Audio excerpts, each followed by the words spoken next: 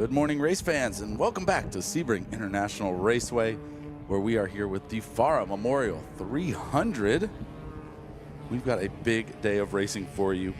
2 races from our Spec Miatas, 2 races from Formula FARA, and 2 races from our prototypes and GTs. Going to be an action-packed day here at the track. The blue skies are out. It's looking like a phenomenal day for some racing. Right now on track, Pro Spec Miata, race number 2. After an exciting one yesterday, if you weren't tuned in for it, I'll give you a quick recap. First place ran away, second place was all on their own. Third place was trying to catch second, and then 4th through 11th couldn't figure out who was going to finish in what position until the very last lap. It was chaos in the mid-pack. I expect nothing less from Pro Spec Miata today in race number 2. Let's run through our starting grid. On pole, the 48 of Frankie Barroso. We talked about him. He ran away with it yesterday. Huge gap. Let's see if he can do it again in race number 2. On the outside of row number 1, the 56 of Todd Burris. Then the 101 of Michael Fountain. The 24 of Alex Acosta. And the 9 of Chris Clark. The 52 of Lucas Theck. Then the 4th row, the 14 of Christopher Jerem. The 74 of Rob Bailey on the outside. Then the 55 of Center Smith. 54 of Natalino Scapitici. 20 of Mike Hitchme is the inside of row number 6. Corey Collum is supposed to start in 12th. I believe that car had some issues and will not be making the field today. That leaves the 17 of Caitlin Kidney next in line. Then the 65 of Louis Bustani. The 23 of Gino Angela. Then the 117 of Mark Kinley. The 787 of Rob Ashcroft. And the 32 of Kristen Janecki. And we have an in-car camera for that, so we're going to be checking that out a couple of times during this session. Then right behind them, Grayson Knoll in the 3 and Cameron Brown in the 127. That is row number 10. Row 11, the 9 of Jill Urso. The 99 of Noah Fetterman on the outside. Then the 81 of Joseph Saddington. The 21 of Louis Canones. The 143 of Mark Curley. The 69 of Aaron Price, another in-car camera that we have for you, and the 18 of Jack Cronin will wrap up the field. I am excited for this one. I was in the paddock last night hanging out with some of the drivers, getting some of the intel for Pro Spec Miata. The 18 car has a brand new motor in it. The 143 has a new radiator. And I think there's going to be some action of cars coming through the field from the back. We'll try to keep an eye on that as the competitors get started. Right now, they are heading on the backstretch, working their way towards turn 17. The pace car will pull off and leave the field in the hands of the 48, Frankie Barroso.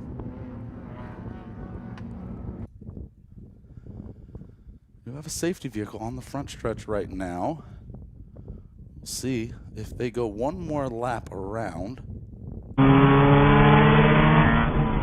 Yes, they will. One more pace lap for Pro Spec Miata. Looks like they are doing some work around the track. So, not a start just yet.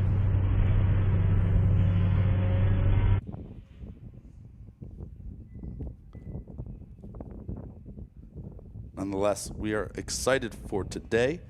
We had a great race as well in Formula FARA for their race. That was a very exciting one. Braden Eves took the win over Alexander Savage and Cam Becker. A very, very contentious race there. A lot of mix-ups going on. Then our Enduro last night into the sunset. What a cool sight that was to see all the cars with their headlights popping on as the sun just dropped at the horizon. A great Enduro as well in our prototype and GT field.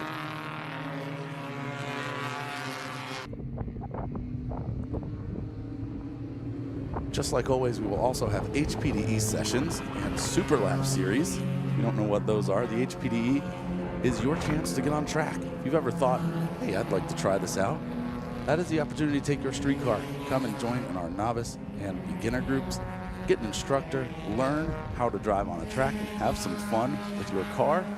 FARA offers a great opportunity for that. As you advance, you'll move into our intermediate and advanced groups. And finally, you can work your way up to the Super Lap series. That is where you get to put a timer on the car and see how it shapes out, you and the car, against other drivers in your class. A very cool ladder system that FARA has built. and it's available to you if you've ever thought that I want to give it a shot. Check out the website, farausa.com, and see how you can get involved and get on track.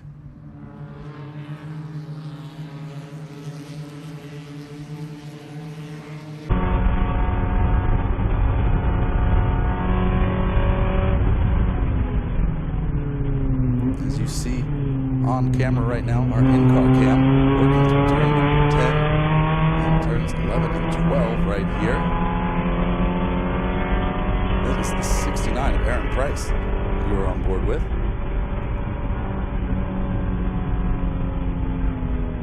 And everyone will stay single file for the most part, and then on the backstretch, you'll see everyone start to line up 2 by 2. Tires will start getting scrubbed in, they're heating them up, making sure they got a little extra grip going into turn number 1.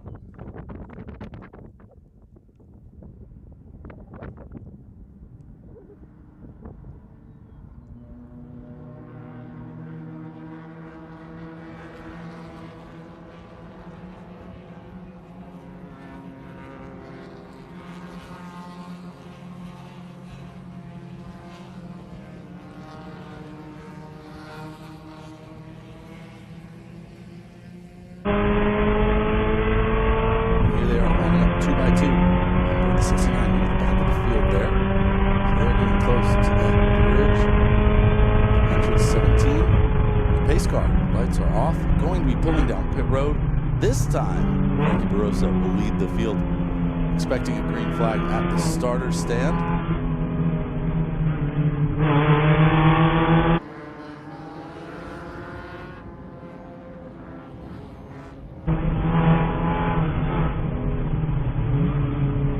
Pace car is in. Frankie Barroso leads the field. Looking for the flag. There it is. Green is out. And a great start from the inside row. The 9 of Chris Clark, the 101. Michael Fountain and Frankie Barroso all breaking away from the pack at the front there, heading into turn number 1. Some fanning out, 4 wide action through the field, making it through there. Looks pretty clean so far as we take a look. There's your in-car camera from the 69 car. Look at them all spread out going into turn number 3, the pinch point of Sebring International Raceway. And Frankie Barroso out in front right now. No issues to be had for him as he is going to attempt to go wire to wire one more time. Already opening up a 3-car lead to the 101. But Chris Clark in the 09, right behind.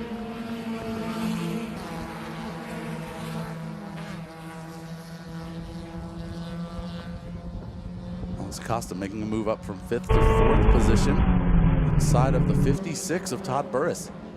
Out on that outside road that didn't get as good of a start. He's going to have to work his way through a couple of cars if he wants to get back there. But now heading into turn number 10, Michael Fountain trying to make a move on Frankie Barroso. Thinks about it, pulls back in line, and they'll continue on through turns 11 and 12. Side-by-side action, a little tire lockup right there on the 69's camera. No harm, no foul. Everyone should be okay moving their way through towards Bishop's Bend, turn number 14.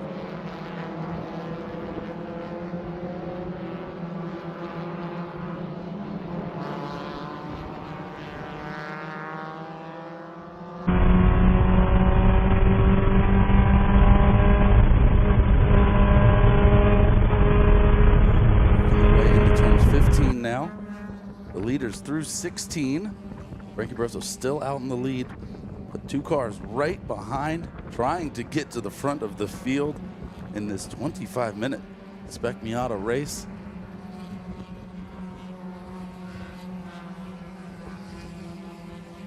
As they work their way down the backstretch through turn 17. Heading towards the front stretch. We'll see how things look this time by after our first green flag lap. Who is going to be out in front? It's going to be Frankie Barroso with a 2-car length lead over Michael Fountain and Chris Clark, Alex Acosta, and Todd Burris, your top 5. Center Smith following behind, but right behind them, Lucas Theck and Rob Bailey trying to work together. I see a little bump drafting there. You might see it pop into the camera right now, and they are going to try to work their way together a little bit closer to that front group. Working together, the bump draft does help. Even here at Sebring, it's not quite like Homestead that we've seen the long bankings and straightaways there, but nonetheless, these long straights at Sebring can still work out with the bump draft.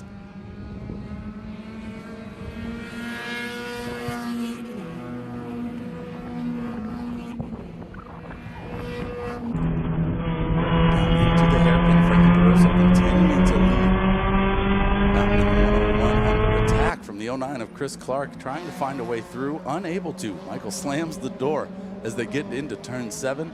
Todd Burris trying to catch up to the field. He loves seeing the racing ahead, hoping they go side by side. Maybe slow those two cars up, give him a chance to make it to one of the steps on the podium. Right now, he is too far back. A good run from 7 to turn 10 is going to put Michael and Chris a little bit closer to Frankie Barroso. He's definitely got some action in his mirrors. That 48 car going to have to drive very cleanly to stay out in front of those two, because they will work together. The 101 and the 09 are very familiar with each other, teammates, and will absolutely be willing to cooperate a little bit if the opportunity strikes.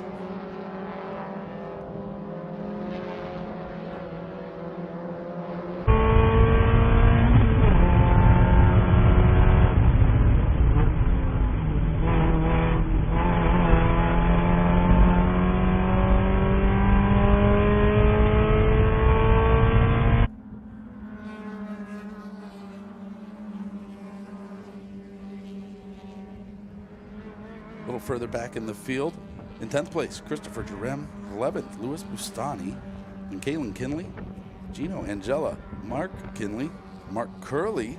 We talked about them needing a new radiator. They were able to get that done last night. Working their way up to 15th now, all the way from 25th. So a hard-charging 143 car is out on track right now, working their way forward. Then the 81 of Joseph Saddington is in 16th. The 3 of Grayson Nolan 17th, and the 69 of Aaron Price, the 9 of Jill Urso, and the 127 of Camden Brown, 99 of Noah Fetterman, and the 21 of Luis Canones wraps up your field. And out in front, things look very familiar. Frankie Barroso continuing to lead in the 48, then the 101 of Fountain, the 09 of Chris Clark, the 56 of Todd Burris just ran the fastest lap of the race at 2:37.0, picked up 6/10 on the 09 in front. So that gap is going to start to come down. He's able to find a little bit of pace, maybe make his way up to that front group of 3 who is slowly starting to move ahead. And he has, coming out under the bridge, Todd Burris is on the back bumper, the 56 on the back bumper of the 09 as they go down into the hairpin. Really try to make a move. Might be close enough, but besides better, stays in line. They're going to go single file, 1st through 5th. All the way through. That white Miata is the 56 car that we're looking at. The black 09 of Chris Clark just ahead, and that is the battle we're looking at, trying to see if we can keep them together there as they head down into turn number 10.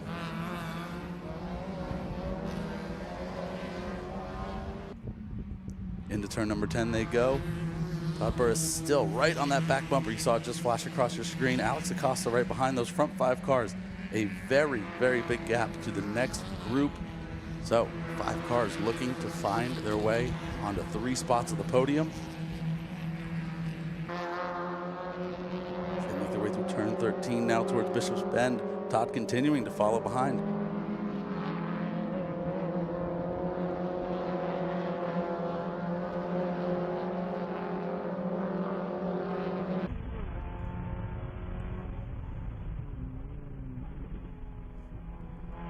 As they pop out right at turn 15 and 16, Michael Fountain has closed the gap to Frankie Barroso, and Todd Burris is all over the back bumper of that black 09 of Chris Clark. As they make the run down into turn number 17, and we'll see if there's any action there. Anyone's going to fan out, go side by side. Right now, everyone in a single file line. And that's the way it's going to stay through turn 17. Once they come around there, we'll check out our front window here and see if there are any changes. Right now, no changes. little bit of bump drafting on the screen there. It's the 69 and the 81 doing a little bit of work together. Joseph Saddington getting pushed by Aaron Price. And she's going to go up the inside in 17 there and make the pass.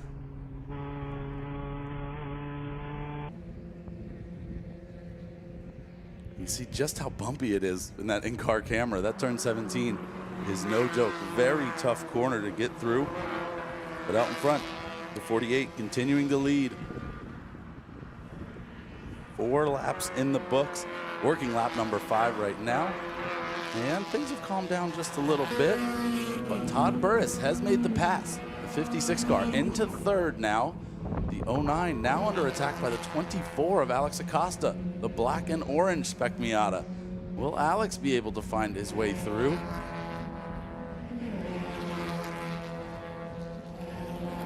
A good run through turn number 7 for Michael Fountain.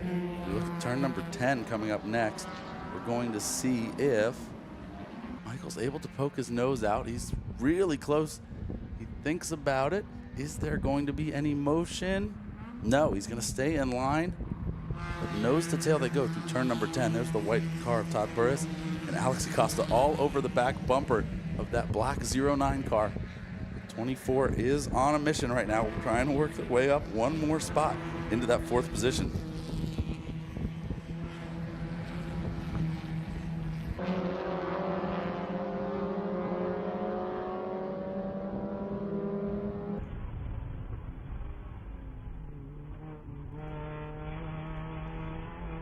Back on board the number 69 car as it makes its way through turns 11 and 12 towards turn number 13, the tower turn here at Sebring International Raceway. And there are our lead 5 cars heading through turn 16 onto the backstretch. That orange and black 24 all over the back bumper of the 09. We'll see if they make a move into 17, or like Todd did in the 56, they'll wait till turn number 1 to make the pass.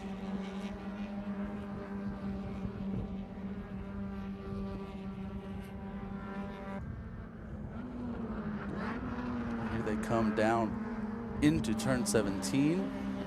Alex Acosta still behind in that 24 car. The 09 safe for this corner at least. But Michael Fountain making a closer and closer move as they go down. Look at turn number 1. See if we've got any passes to be made there.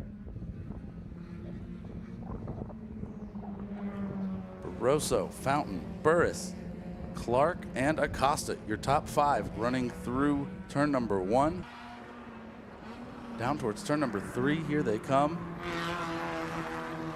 And Alex Acosta makes the move in turn number 1, now into the 4th position. The 24 car goes.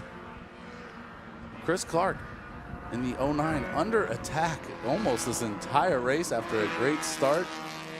They started to come back. Is there enough time? And does Alex Acosta have the speed to try and catch the front 3 cars? Right now, Burris in that white 56, working closer and closer to the front duo. Ricky Barroso hasn't had any pressure really. Michael on the back bumper in the 101, but no passing attempts so far until now. Going through turn number 9, Michael side by side. As we go to turn number 10, do we see that green NA pop out? No, pulls back in line, not able to make a move there.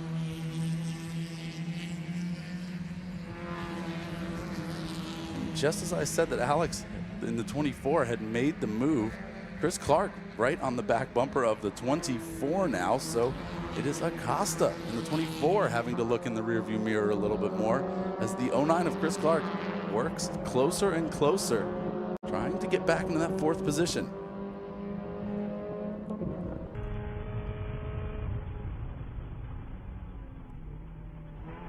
And last time by, Michael Fountain with a 2:36.6, your fastest lap of the race so far. So that car is hooked up and running very well.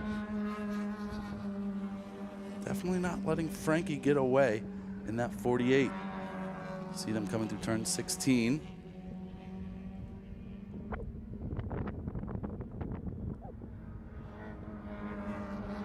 And that is how far back it is to 6th place. The 55 car of Center Smith and the 74 of Rob Bailey in 7th. You Lucas Theck in 8th.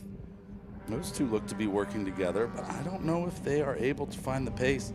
The front 3 cars all in the 36s, and then 6th, 7th, and 8th in the 39s.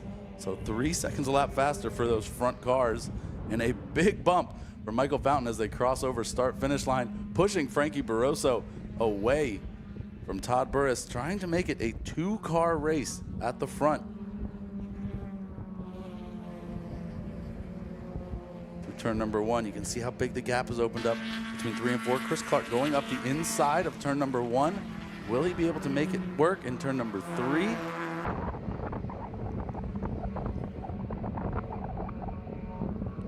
Here they come, turn number 4. Barroso, Fountain, and Burris, 1, 2, 3. Who is going to be the next car? It's going to remain Alex Acosta, but Chris Clark in that black Spec Miata right on the back bumper, heading down into the hairpin, turn number 7.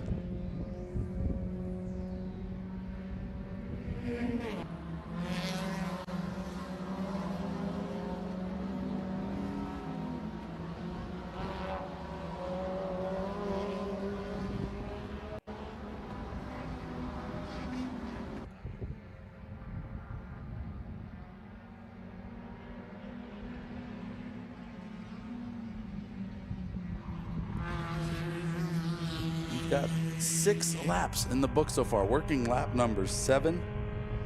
Just over 6.5 minutes to go in this session. Let's be right on board. The number 69 car of Aaron Price through the hairpin. Over the curbs of turn number 8.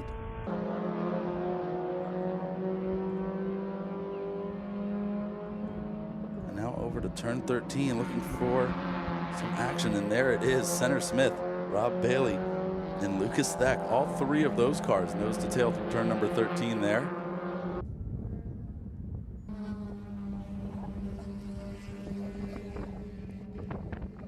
And there is Acosta and Clark continuing to run 4 and 5 in that order through turn 16, working their way down to turn 17. And there's the gap. Those are the 3 cars. Center Smith, Rob Bailey, Lucas Theck in that order. That is going to be your 6th, 7th, and 8th positions right now. And down into turn 17, here they come. Michael Fountain on the back bumper of Frankie Barroso, giving him a run for his money.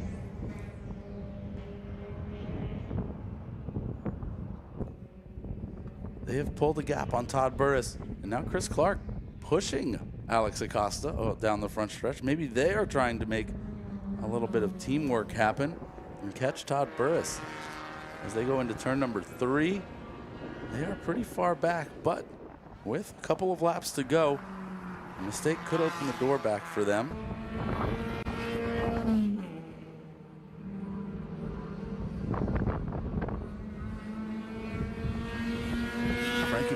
Great turns 1, 2, and 3, opening up a little bit of a gap to Michael Fountain now.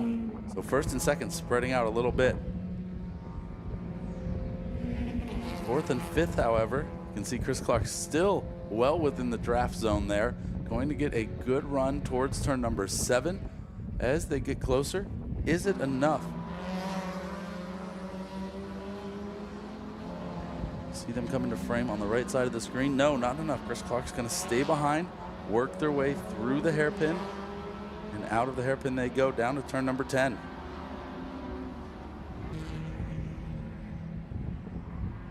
There is Barroso and Fountain. Burris.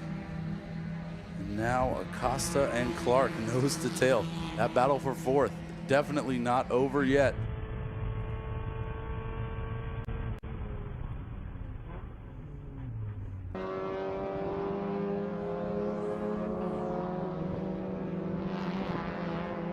They go through turn 13, still nose to tail. About half a car between them.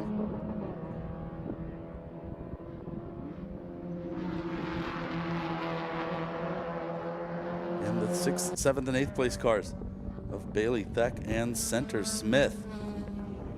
Working their way through turn 13 there. And now to turn 16. Watching Acosta and Clark Clark up the inside in 16, unable to get through. Gonna have to fall back in line. Could that affect the run out of 16 towards turn 17? Very likely. And a battle brewing here. This is the 69 car, Baron Price. As they work their way through Bishop's Bend.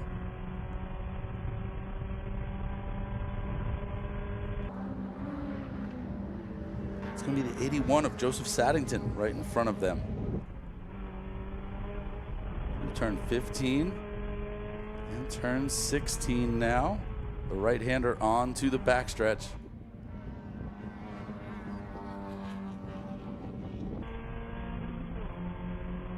And the 69 car with the run, getting right up behind the 81. Here comes the bump. Boom. Ooh, a little bit off center there. Not exactly the technique you want to use. But up the inside goes the 69. They're going to go too wide through turn 17 here. And the 81 concedes position. 69 goes through. It's further back in the field. We're looking at 16th and 17th there. So, just like with most Spec Miata races, there is racing for every position throughout the race, not just for first. So we just saw the leaders go through turn number 7. There is the 24 and the 09 making their way through the right-hand hairpin. And as we go to turn number 10, looking for that front battle, there is Barroso and Fountain. Car length between them. Then the 56 of Burris, all alone right now. Some lap traffic in between. And then here is the orange car of Acosta and the black of Chris Clark. 09 and the 24.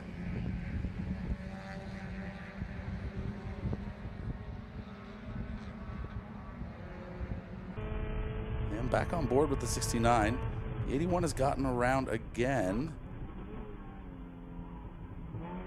So while they made the pass in 17, back in turn 1, that switched up. Fun battle to watch here. That's what makes Spec Miata so great. There is racing everywhere. All right, back over to turn 16. Your leader, Frankie Barroso, still being followed by Michael Fountain. Not as close as we have seen earlier. That 101 car falling back just a bit. And I'm expecting this time by we will see a white flag. So working the penultimate lap, we'll see if Michael Fountain in that 101 has anything left. Try and close the gap and get to Frankie Barroso. 69 just made the pass on the 81. So that battle continues. Joseph Saddington and Aaron Price going at it. And in turn 17, Fountain still trailing behind by just a bit.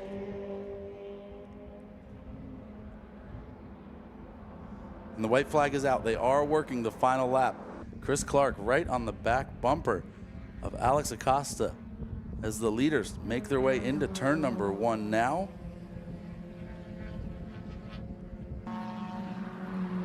And into turn number 3 they go. We'll stay here and we'll look for the orange and black car of Alex Acosta coming into frame. It'll be on the right side of the screen. There they go.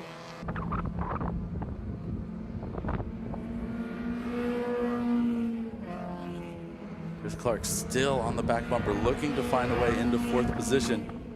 Just a little bit slower through turn 4 and 5 onto that short chute into the hairpin.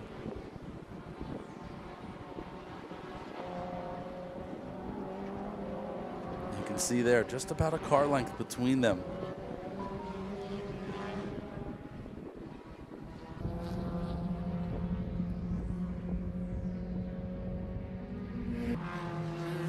There go our leaders through turn number 10. Michael Fountain still trailing behind Frankie Barroso. 101 trying to do everything they can to get to that back bumper and make a pass.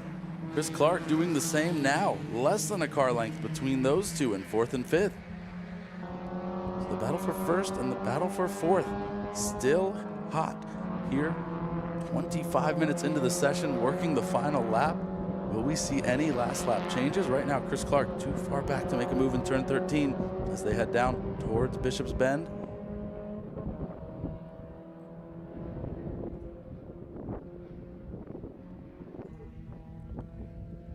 here are our leaders.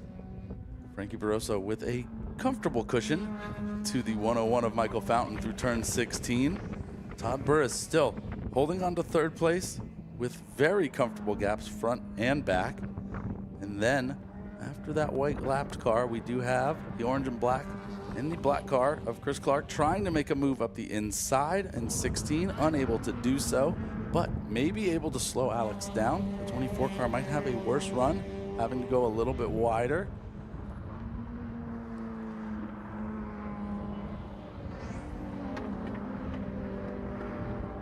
There they go into turn 17, working their way around. Out of turn 17, we've got Michael Fountain pulling to the side. Who's it going to be? At the line, Frankie Barroso is going to win. As the leaders down into turn 1 and further back, Alex Acosta is going to get passed by Chris Clark on the final lap. So there it is, the 09 able to make the move, finish in 4th position. And here, the 69 and the 81. 69 with a good run down the front stretch, or the back stretch, into turn number 17, defending. Will Joseph Saddington be able to make a move? Looking up the inside, very close. Oh, contact in turn 17. Both of them survive, but it's going to be the 69 of Aaron Price holding on to that position, and the 81 of Joseph Saddington finishing just behind. All right, let me run through our order of finish here before our Super Lap series comes out next. Your winner for race number 2, Frankie Barroso in the 48. Second place, the 101 of Michael Fountain, and the 56 of Todd Burris. The 09 of Chris Clark after that last lap pass. The 24 of Alex Acosta in 5th. And in 6th, the 52 of Lucas Theck. The 74 of Rob Bailey.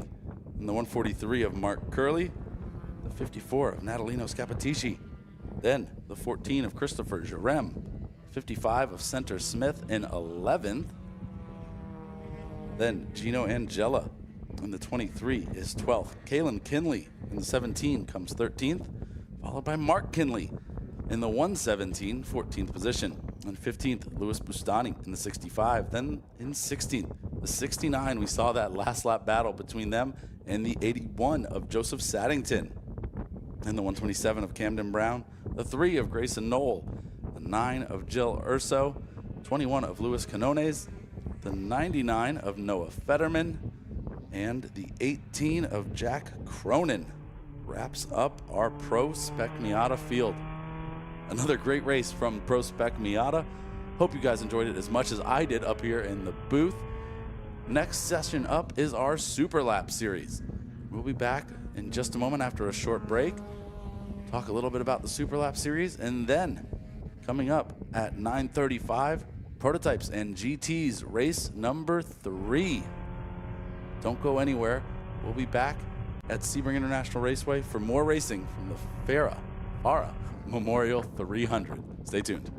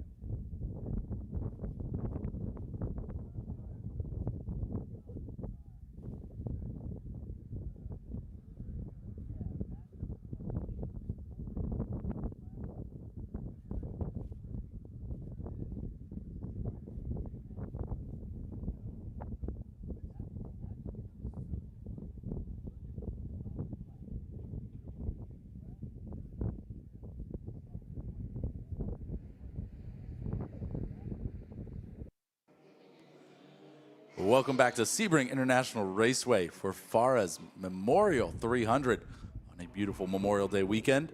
Hello to everyone watching at home and in the paddock. Next up are prototypes and GTs for race number 3. Last evening we saw the Enduro in race number 2 have an absolutely fantastic race. A couple of cars that you will see out here today competed in the Enduro last night. Try to call them out and let you know how they did. So here is your starting lineup. In row number 1, on the pole position, the 27 of Connor Cavalli. There's one of our cars that we saw in the Enduro. And the 17 of Roberto Dalla Costa. The 16 of Roden Unesi. Then the 47 of Justin Levine. The 132 of Sophia Basler. Then the 08 of Miguel Angel Marcano Jr. The 84 of Avi Cohen is in row number 4 with the 77X of Marco and Rick, another one of our Enduro cars. Then the 178 of Brett Clemenzi, the 55 of Jose de las Casas, the 96 of Larry Giles, and the 31 of Jeff Williams. In row number 7, the 46 of Jill Urso and the 25 of Pete Ballou. Behind them, the 13 of Fabian Santos and the 45 of Louise Albuquerque. Then the 198 of Ben Arce and the 99 of Adam Fetterman. After them, row number 10, the 53 of Gary Young and the 256 of Alejandro Garcia. And row number 11, the 66 of David Lita and the 77 of James Candelaria. Then the 129 of Miguel Angel Marcano.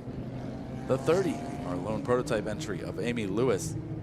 The 317 of Hermogenes Ramirez. And the 111 Albin Roman, the 89 of Luis Rene Canate, then the 725 of Moises Cordero, and wrapping up the field, the 6 of Wilbur Perez. These last 5 cars are our Honda Wars class. All Hondas built to a certain specification to compete here at FARA. They gave us a great run yesterday during race number 2 in the Enduro, and so did the front runners.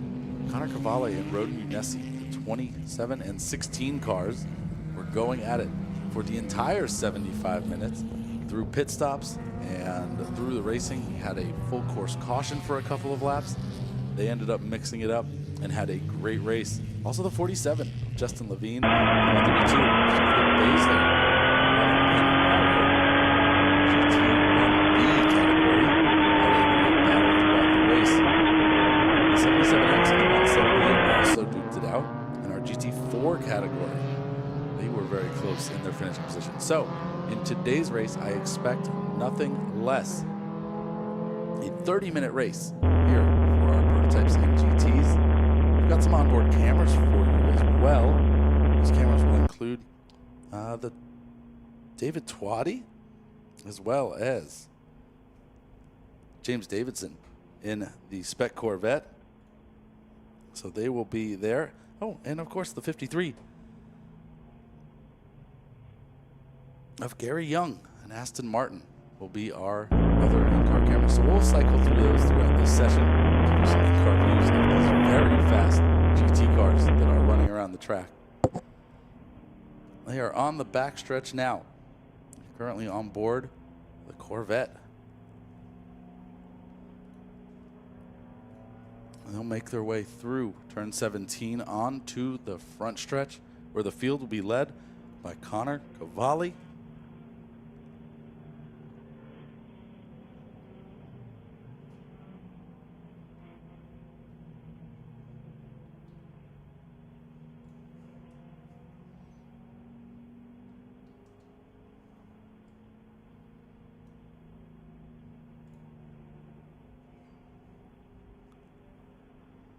And the pace car is in, and the green flag waves. The 27, the black Lamborghini, with a good jump, and the 47, Justin Levine, out there as well. Making their way towards turn number 1. There they go, spread out too wide through the pack. Riding on board the 268 of David Twatty, and now looking at turn number 3. Here they come into turn number 3, 27. Cavalli out in front. Then is that in second? Which car number is that? I'll get a car number for you to let you know.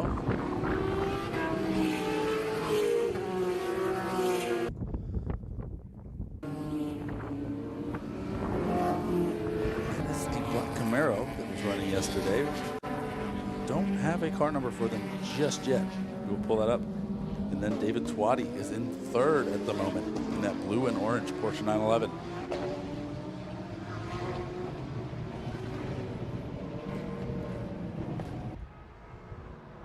That's Marcus Jewell in the number 10 Chevrolet Camaro.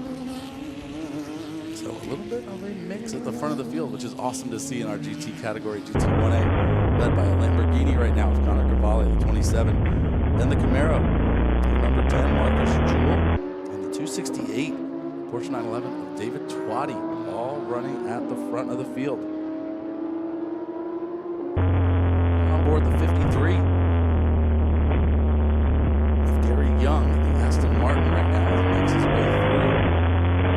Turns number 13 towards Bishop's Bend, the inside of that red Mustang. And there it is, turns 14 into the braking zone for turn 15. See them coming into frame there in turn 16.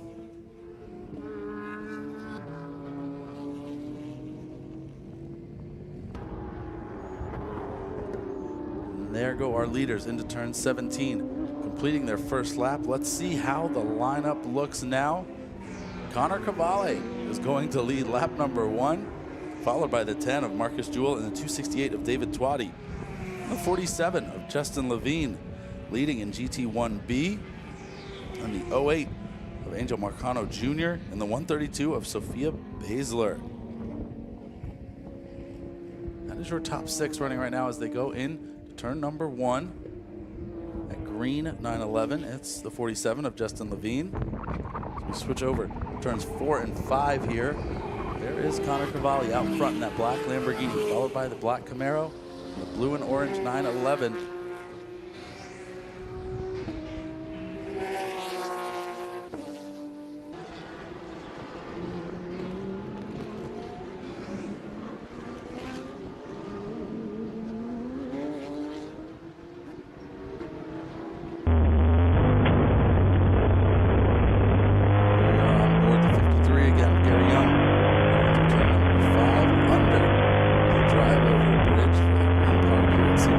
Raceway, working down towards the hairpin.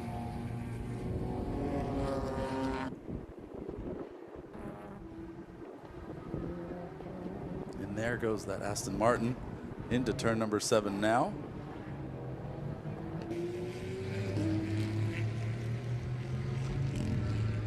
Turn 13, there is the 08 of Angel Marcano Jr. and the 132 of Sophia Basler.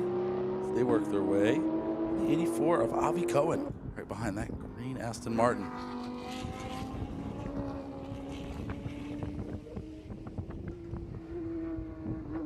Up at the front, Connor Cavalli with a comfortable lead right now in the 27 machine, extending the lead over the 10 of Marcus Jewell.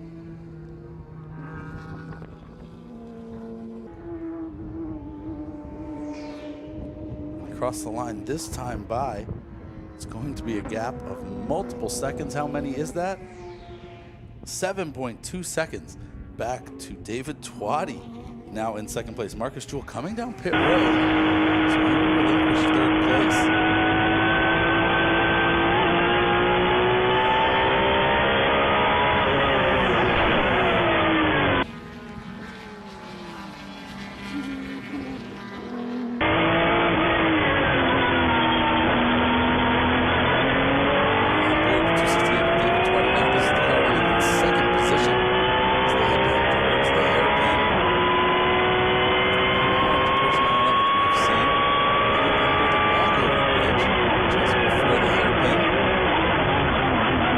Braking zone there with that part of asphalt that has been repaved. It's a little bit tricky. The drivers tend to navigate pretty well with the addition of some driver aids like ABS. Makes it pretty manageable here for these rocket ships of cars that we have here in the FARA prototype NG GT category.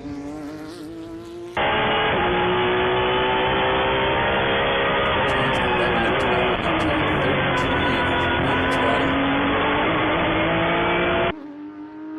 13. As you see him leaving the frame there, heading down towards Bishop's Bend.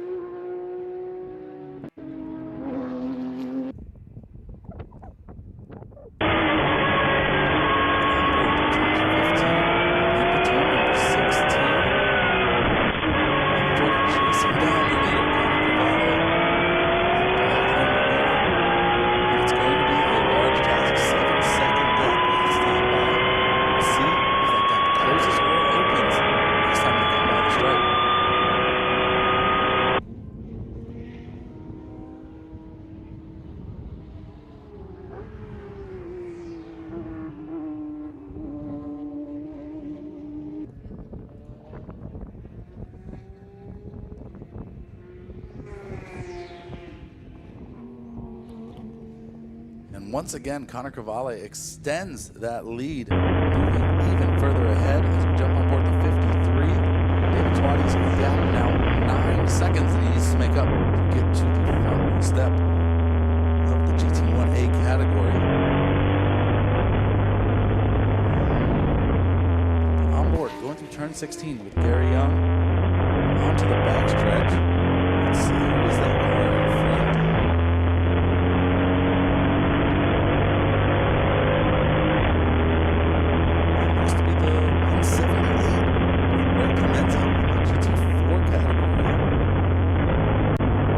The 77X, Marco and Rick in the GT4 category. As they go through turn 17 now, onto the front straightaway. 53 looks like they made the pass. Back around cleanly. There is the 77X in the rear view. Heading down the front stretch to turn number 1. Fastest corner on the track. Let's stay on board and watch how this goes.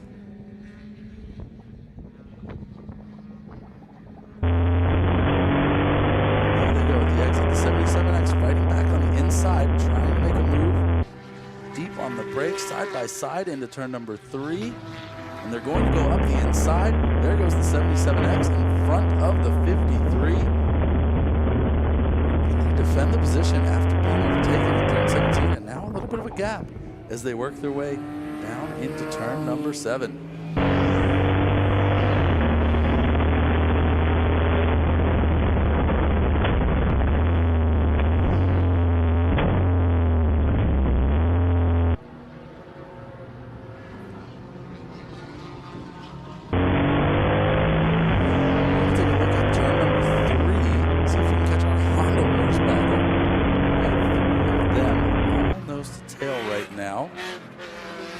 There they go on screen.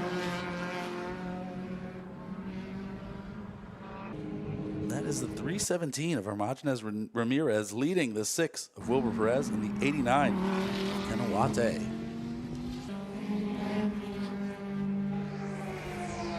As they make their way down to turn number 7. All nose to tail. The lead silver car is the 317, then the red number 6, and the blue and yellow number 89. Those are your front runners in the Honda Wars category.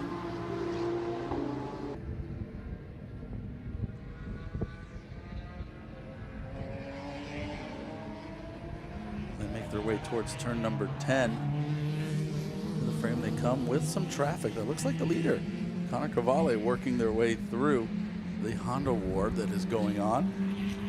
So yes, multi-class racing, classes within the race are all racing against each other, and of course the overall win, regardless of what class you're in, is a little bit of bragging rights. But the big thing is beating the other cars in your category to earn your trophy, stand atop the podium. So yes, races within the race, as everything goes on for 30 minutes. It gets a little confusing to watch on time, but we're going to do our best to keep things in order for you.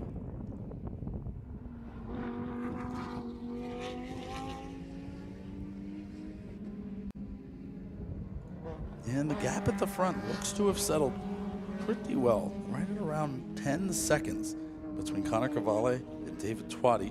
Now that the traffic is coming into play, we'll see which car is able to navigate a little bit better, if the gap is going to widen or close for our overall leaders.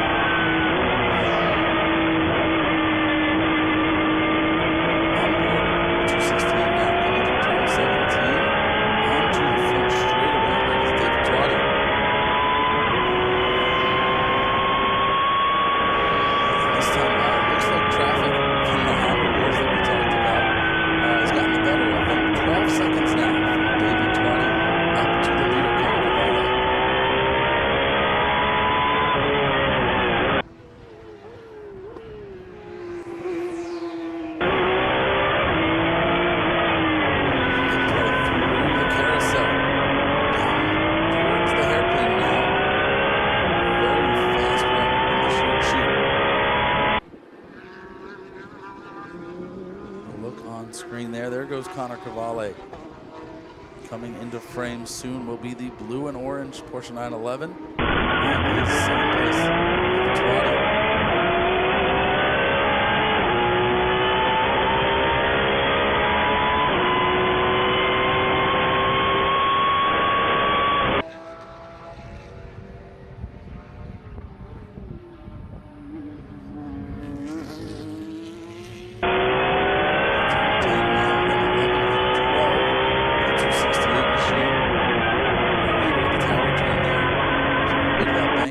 About yesterday, there's a small patch of pavement there. But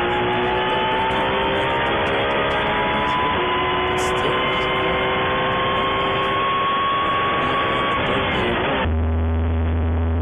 and on board the 53, Gary Young. So he works his way up towards the start-finish line. Chasing down 55 of Jose de las Casas.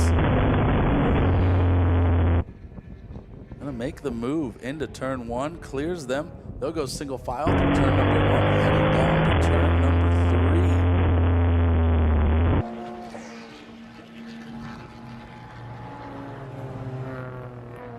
Making the left-hand turn into the carousel there. There is the 53 leading the 55.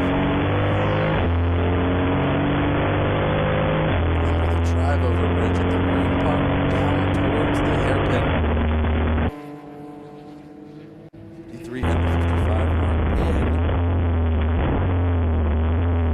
Classes, so no positions to be gained there. That's just a lap car.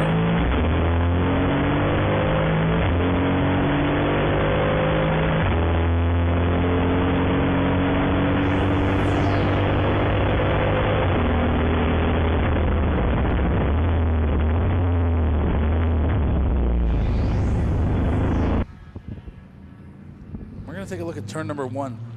See the Honda Wars coming through. All three of them fanned out right now. We'll see how they make it into turn number one. There they go, side by side. All three of your front runners in that category working their way through. Can't figure out who is going to be leading that as they come down into turn number three. It's going to be Martinez Rodriguez in the 317 continuing to lead in front of the 89 of Kanawate and the 6 of Wilbur Perez. Nose to tail underneath the drive-over bridge towards turn number 6. After that, turn number 7, the hairpin. Will there be any moves made?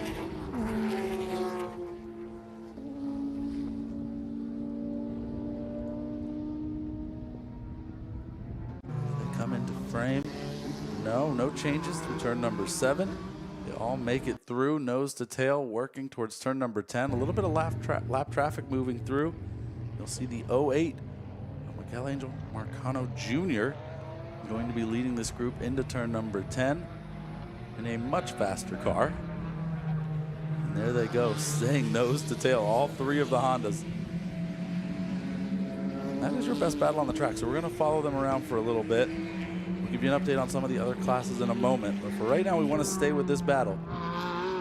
There they are, turn 13. Still the 37 leading the 89, the 317 leading the 89, and the 6.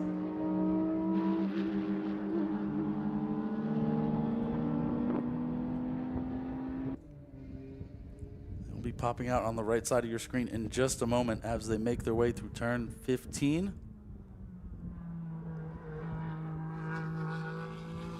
There they go. Still nose to tail. It's the 317 out in front.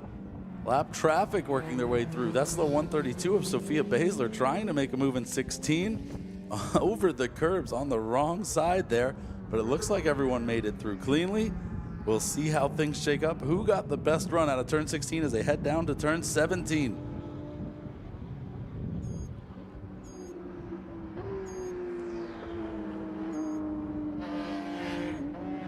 There they go. It continues to be the 317.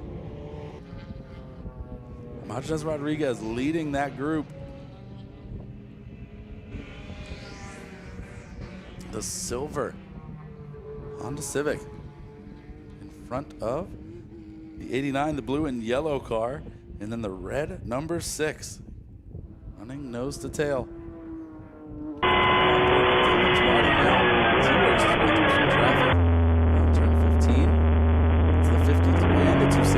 Both in-car cameras. You can see the speed differences between the classes here as they work their way onto the back straightaway. Blue and 911 going to disappear into the distance.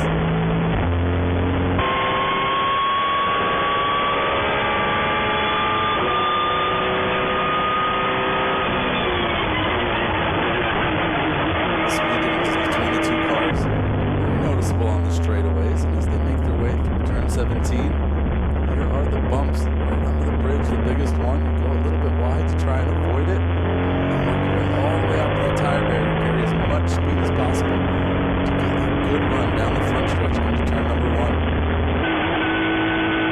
There's David Trotty getting real close to that inside barrier. Great line through turn number 1. Down through here.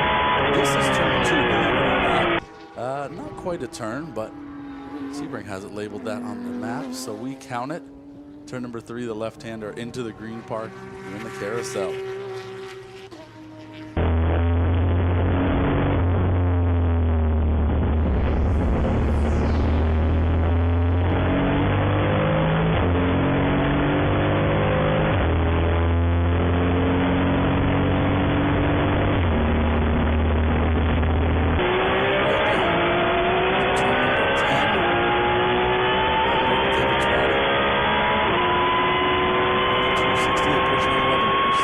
Car in GT1A at the moment.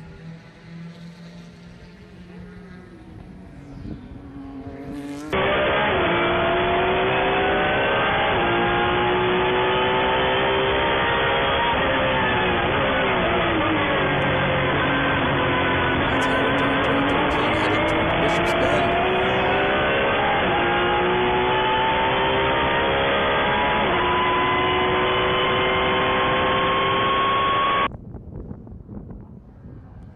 Turn 17, we see our Honda Wars battle continuing. All three still running in the same order. The 317 leads the 89 and the 6 into turn 17. As you can see, here's a little view of them getting past there. David Trotty is going to be catching up to them very soon.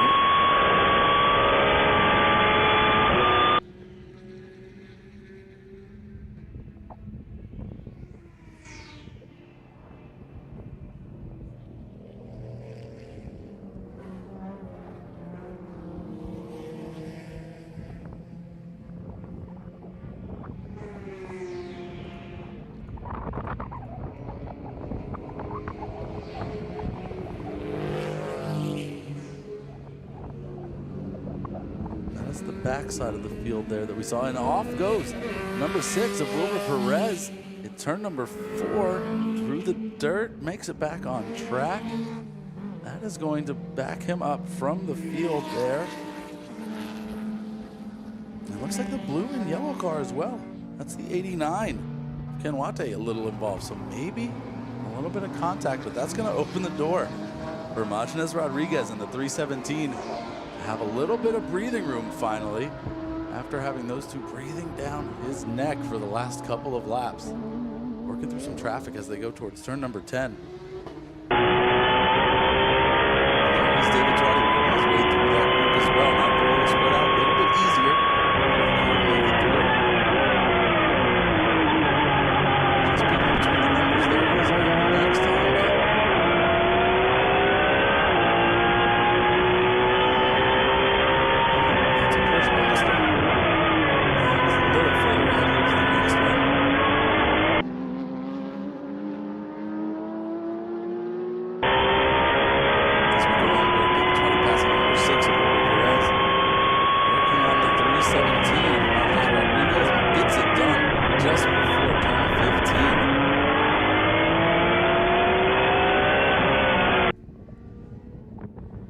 And there they are in turn 16 now. The blue and orange Porsche 911. There's the 317 of Martinez Rodriguez, the 6 of Wilbur Perez.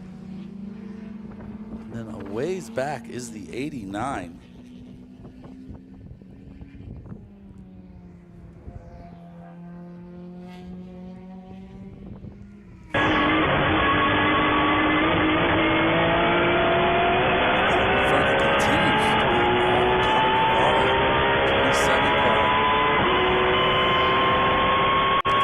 Able to bring the gap down from 12 seconds to a little over 10 and a half, but anything else yet. On board the 53 Gary Young. He's working through some lap traffic as well. And then into turn number 17.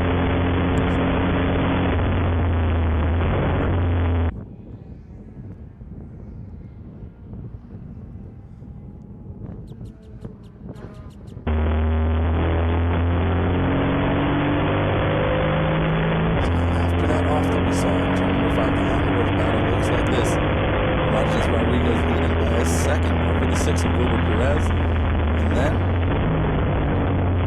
almost a 12-second gap back to the 89 of Canate. So that is shaking things up a little bit.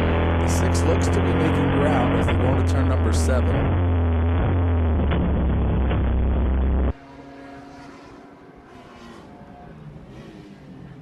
As we see them there passing through turn number 7. The hairpin here at Sebring.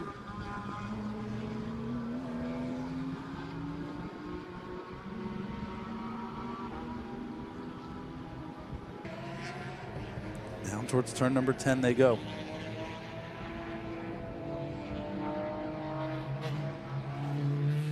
A good exit by the 317 there. The 6 falling a little bit back.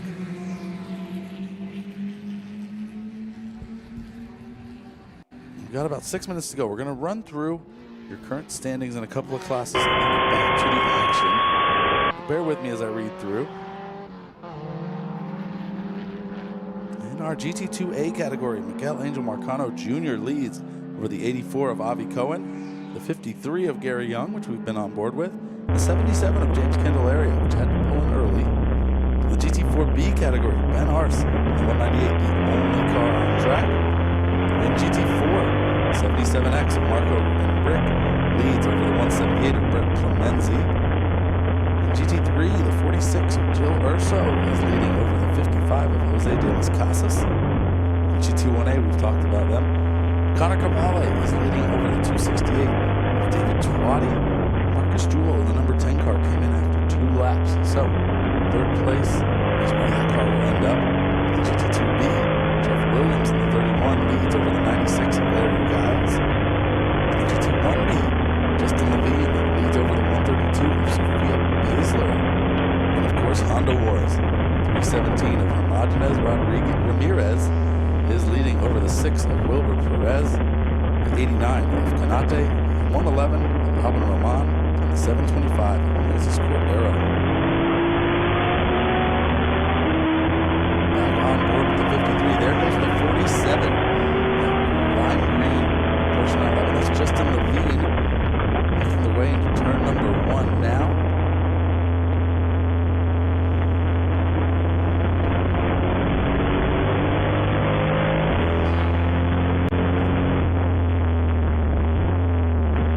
Left-hand turn number 3.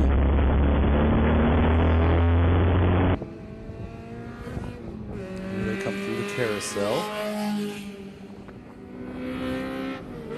There is the 317 and then the 6, and now the green 47 and that black and orange Aston Martin, number 53 of Gary Young that we were riding on board with. They all make their way down towards turn number 7. The hairpin and back up to turn number 10.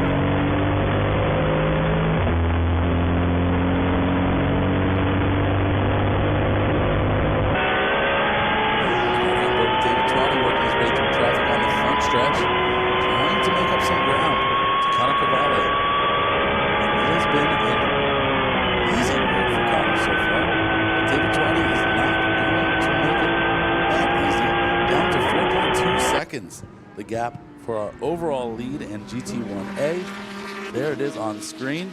You can see how close that gap has become. That last lap of 2:14. Connor Cavalli, 6 seconds off the average pace. Maybe some traffic involved there. But that is certainly letting the 268 back into this race in GT1A.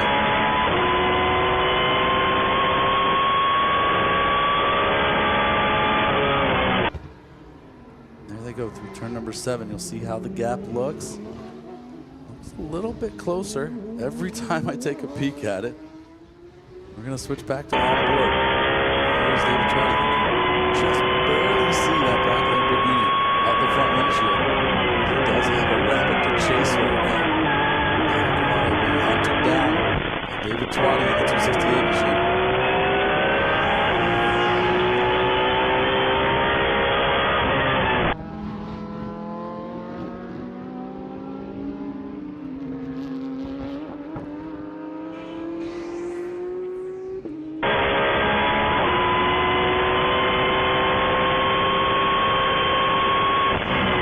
Traffic in turn 15.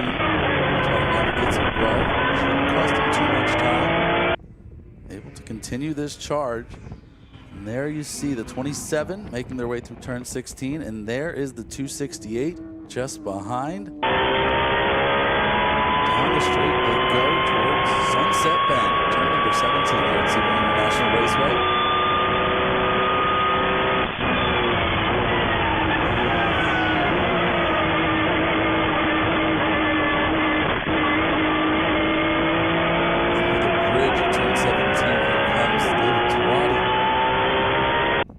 Really pushing, using as much room as possible. This time by, it's David Trotty in the lead. So Connor Cavalli had a mistake. Trotty was able to get by, did not see that. But yes, David Trotty comes by and will take the white flag, our last lap of prototype GT race number 3. And we have a new leader for the first time this session. David Trotty in the 268 coming from behind, able to make the pass on the 27 as that car looks to have slowed down. It's a little bit off pace now.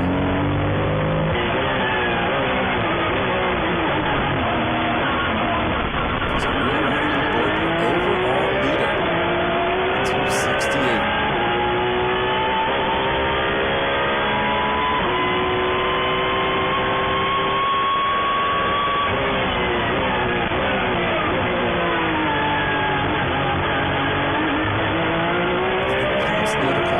Settled down quite a bit. Around the worst category, Ramirez, leading with the 317 over the 6 of Wilbur Perez by 6.1 seconds last time by. So that is pretty wrapped up, unless there are any other mistakes being made.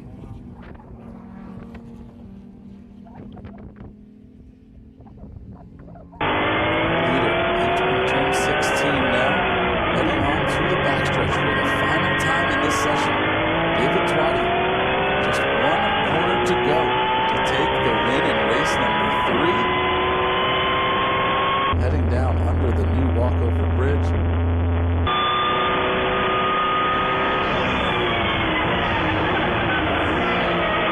So the last couple of cars taking the white flag just outside our window here in the tower. David Trotty make his way through turn 17 onto the front stretch. The checkered flag is in hand and is waving. David Trotty will take the win in race number 3. Overall and GT1A winner. 27 just crossing start finish line now. Will come in second. That's Connor Cavalli. And in third, the number 10 of Marcus Jewell. Car only completed 2 laps, unfortunately.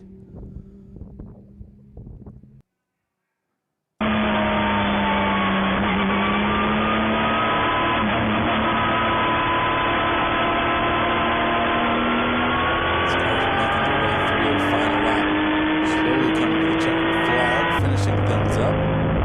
Next car by is 84, Avi Cohen, by the 89.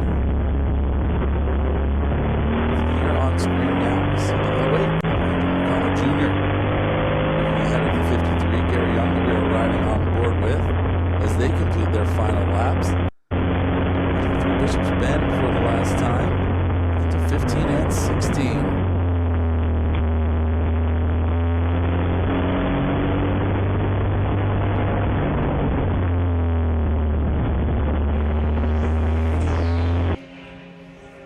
Got the 89 moving slowly near pit exit. There's Luis Rene Canate. Turn number 1 back on board the 53 as they head towards turn 17. The 08 just ahead of Marcano Jr. They're in 2 separate classes, but you can see how similarly they run at some points in the track. It makes multi-class racing pretty interesting. And there they go, across the line for the 08 and the 53 as they finish up their race. I'm going to give you a rundown of your finishing order. It looks like this. Your winner overall and in GT1A, the 268 of David Twatty. Then the 27 of Connor Cavale. Your winner in GT1B, the 47 of Justin Levine. Your winner of GT2A, the 08 of Miguel Angel Marcano Jr. And GT1B, second place, the 132 of Sophia Baszler. Abby Cohen, second place in GT2A in the 84. And the 53 of Gary Young, which we watched to the finish there. And the 77X of Marco Enrique takes the win in GT4 over the 178 of Brett Clemenzi. Then the 31 of Jeff Williams. 96 of Larry Giles is 11th. 46 of Jill Urso in 12th. Then the 317, your winner in Honda Wars from Martinez Ramirez. Then the 6 of Wilbur Perez. The 198 of Ben Arce. The 89 of Luis Rene Canate. That was the slow car we saw near pit exit in turn 1. And the 111 of Alvin Roman. The 725 of Moses Cordero. The 55 of Jose de las Casas. And rounding out the pack, the 10 of Marcus Jewell, third place finisher in GT1A. Well, another great race from our prototypes and GT cars. Next session on track is our HPDE, Intermediate and Advanced group. So we're going to step away, take a short little break, and when we return around 10:45, we will have Formula FARA race number 2. Don't go anywhere, stay tuned.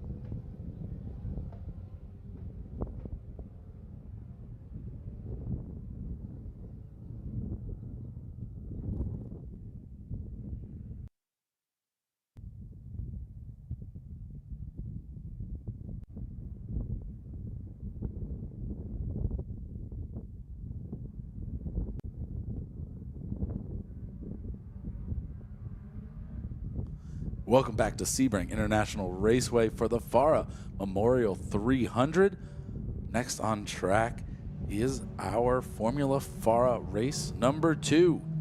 Yesterday, we saw a battle between Cam Becker in the 31, the 8 of Brandon Eves, and the 33 of Alexander Savage, rotating positions for the podium. Today's race, let's see how things go.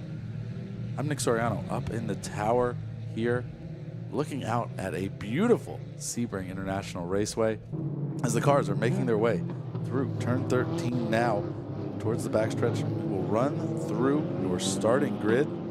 On the pole position, number 8, Braden Eves, and the 33 of Alexander Savage. In the second row, the 1 of Axel Robards and the 99 of David Twatty. Next is the 89 of Daniel Rodriguez. Alongside him will be the 82 of Chris Becker, and then the 11 of Kevin Jr., and the 31 of Cam Becker is listed at the back of the grid. That car came from the back yesterday, was able to battle around at the front for most of the race before Braden Eves was able to take the win. So we'll see if Cam Becker is able to make his way through the field, or if this time things will be a little bit different as the field makes their way through turn 16 now, heading down the backstretch towards our final corner, turn 17. And then the pace car will pull in, and Braden Eves will take control of the field for the start. Formula FARA is a great series. These are FIA Formula 4 cars with a special engine package that they use here for Formula FARA, making it a little more cost effective for the weekend. Great stepping stone into open wheel racing if anyone's interested. Plenty of teams out there that are able to support you if you have the itch to go open wheel racing here with FARA.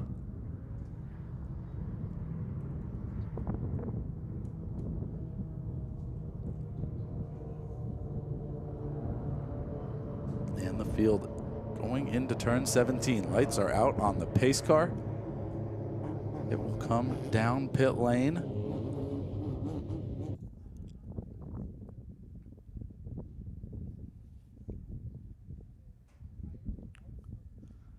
The field now in the hands of Braden Eves as they work their way towards start finish. Here they come. Green flag is out. We are going racing. And a great start from the 8. Braden Eves jumps ahead. Alexander Savage falls into line. But the 1 of Axel Robards trying to secure that spot on the inside line as they make their way towards the fast turn number 1. How will things shake up? Too wide, back and forth in 5th position. David Twatty on the outside of that one as they make their way through turn 1 down to turn number 3. The 8 of Braden Eves is going to hold on. The 33 of Alexander Savage, and then the 1 of Axel Robards will be 3rd as they make their way through under the bridge at turn number 6.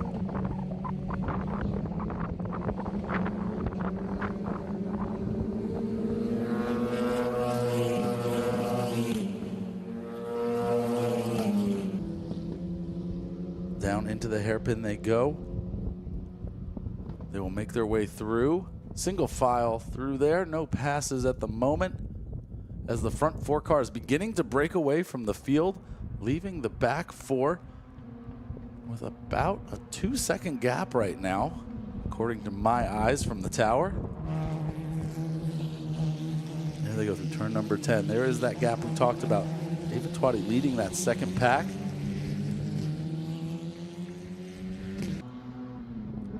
I believe Cam Becker was able to make it into that front group, so the front group should be Braden Eves, Alexander Savage, Axel Robards, and the 31 of Cam Becker. We will know more next time they come by start-finish line and the timing gets updated.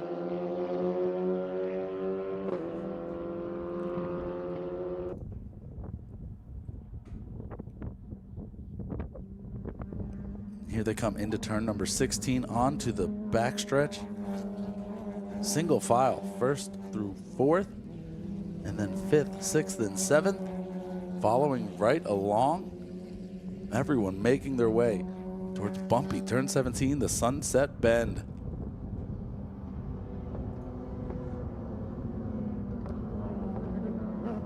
Into turn 17, a little bit of side-by-side action from our front pack. We'll see if any passes come from that as they make their way around to the front stretch. It's going to be 8 of Braden Eves, the 31 of Cam Becker, and then the 33 of Alexander Savage, your front three. Axel Robards in the 1, who will be 4th. Then the 99 of David Twatty, the 82 of Chris Becker, the 89 of Daniel Rodriguez, and the 11 of Kevin Jr. making their way through into turn number 1.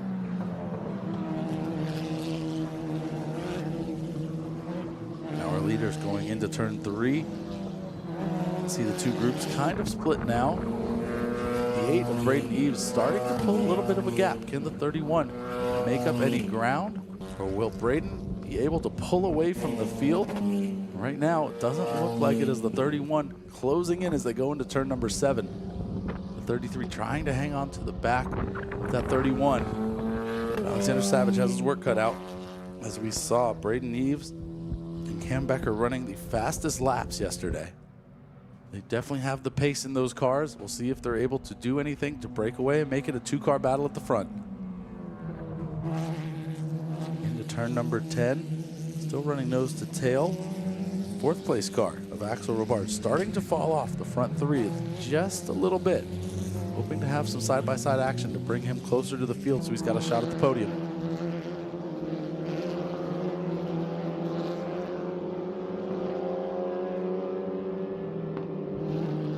Turn 13 now, working lap number 2 of this 10-lap race. We'll head down into Bishop's Bend, and then we'll see them pop up on screen here, going through turns 15 and 16 onto the backstretch. Pretty good gaps between all of the front 4 cars. And again, for 5th, 6th, and 7th, a little bit close, but no one in striking range right now to make any passes. So as we go to the turn 17 camera, watching them come through, Cam Becker is closing the gap ever so slightly to Braden Eves. As they cross start finish line, it is 0.2 of a second between Braden Eves and Cam Becker. Braden Eves has his hands full right now, trying to keep that 31 machine of Becker behind him, but it's going to be tough. And into turn number 3, Braden Eves makes the pass. Cam Becker makes the pass. Braden Eves now in 2nd on the back foot, going to have to try to stay with him and get that position back as they work their way towards turn 7, the hairpin.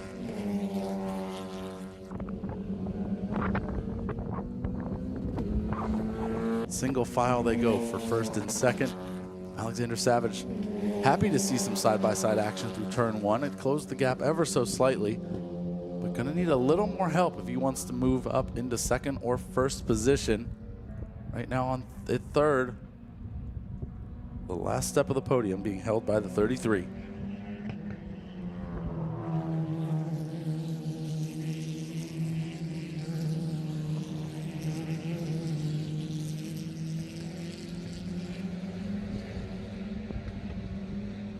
Into turn 10 they go, and now turn 13 for our leaders.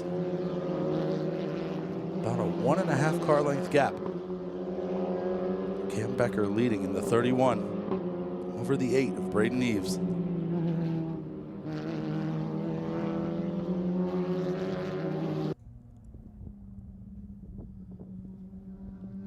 Now into turns 15 and 16. Those two have surely made a big gap to 3rd now after this lap. Axel Robards hanging into 4th, and then a long way back to the 99 of David Twatty in 5th. Just now making his way into turn 15. Then the 89 of Daniel Rodriguez and Chris Becker. The 82 battling it out for 6th position at the moment. Into turn 17. And this time by Cam Becker stretches that lead to 0.8 of a second. So after making the pass, able to pull a little bit of a gap. Cam Becker was almost a full second faster last time by.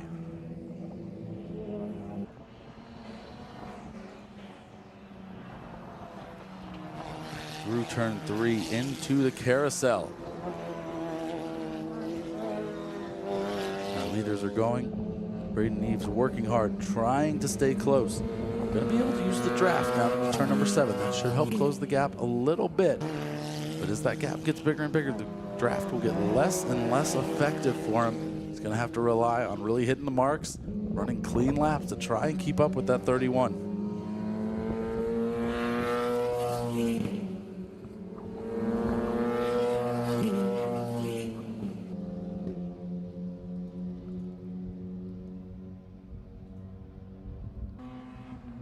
And as they head down into turn number 10, still 3 car length gap between first and second, and then a big one back to third as all the cars are working lap number 4.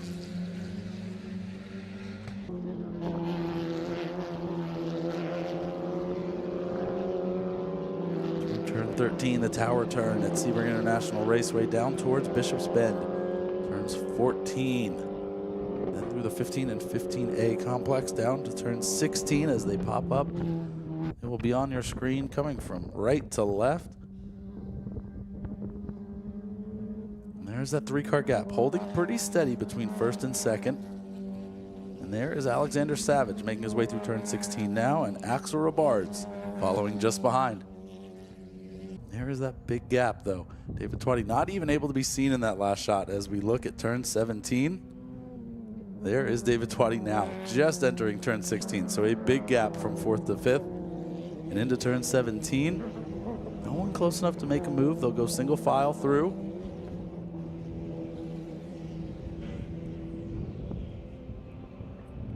And this time by Cam Becker picks up another half of a second. 1.4 the gap between first and second now.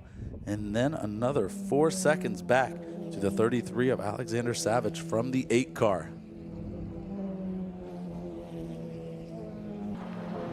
Axel Robards 2 seconds behind Alexander Savage. David Twatty 12 seconds back from Axel Robards. 12 seconds between 4th and 5th. Chris Becker and Daniel Rodriguez fighting it out for 6th position, though 1.2 seconds separate those two. A little further back in the field.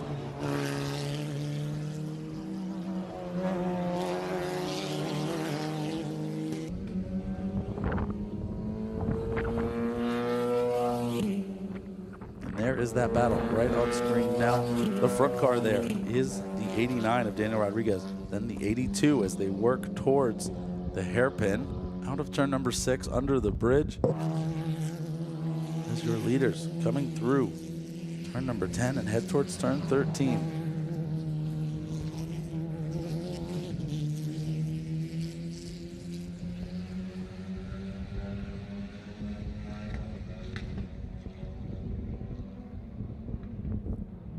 There is the gap. You just saw them working. Turn 10, the 89 and the 82 still battling it out. Rodriguez and Becker.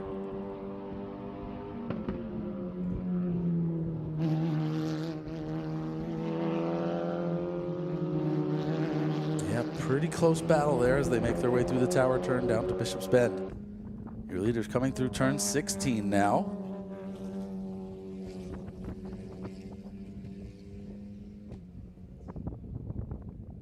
And down the back straightaway into turn 17, here comes your leader. That is Cam Becker, followed by Braden Eves and Alexander Savage in the blue and white Formula car there.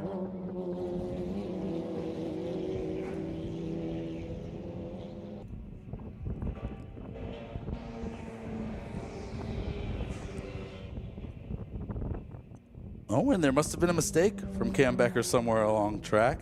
He has fallen back to second now. Braden Eves, your new leader on lap number 6.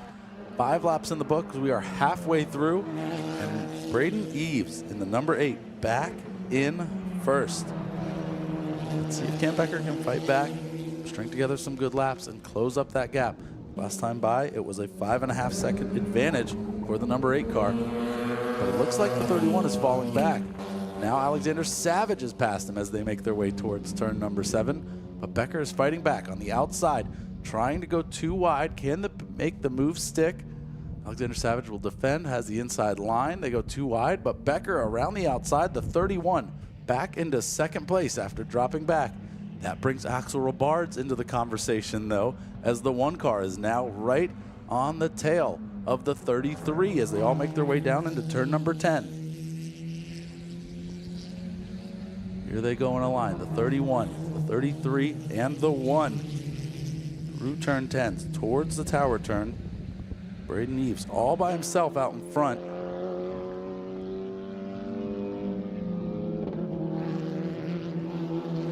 And there you go, Cam Becker starting to pull away from those 2, but now that the 33 has the 1 in the mirrors, gonna be a little bit tougher to catch back up to the 31.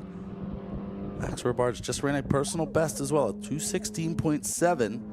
So Alexander Savage and him are running very similar lap times here on lap number 6.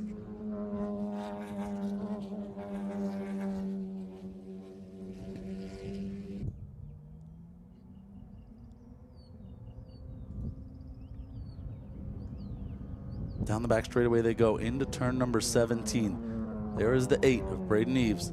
Large gap all the way back. Looking now, there is the 31 of Cam Becker, the 33 of Alexander Savage, and the 1 of Axel Robards, making their way into turn 17. And Axel Robards makes the pass in turn 17. So now Axel Robards into 3rd, Alexander Savage down to 4th. The gap 6.1 seconds between Becker and Eves. So Eves with a very good gap right now, just needs to keep it calm, cool, and collected and bring it home, working lap number 7 of this 10-lap race.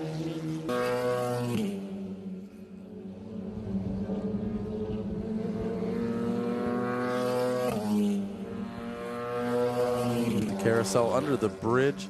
Now we are looking at 3rd and 4th. Alexander Savage going to the outside into the braking zone of turn number 7. On the outside, did he learn anything from last time when Becker made the move? No, unable to get it done this time. So Robards will continue to stay in 3rd, but the 33 is all over the back bumper of the 1 as they head down into turn number 10. There goes your leader. That is the 8 car. Next car we'll see is the 31. And here we go, side-by-side action. Robards defends, Savage around the outside. Looks like he was able to make something work there. Will he be able to hold it all the way through to turn number 13? Here we go now. The 8 out in front. And there it is. Looks like no. Alexander Savage not able to make the pass through turns 11 and 12. So turn 13, Robards continues to hold on to the last spot of the podium with Alexander Savage right behind.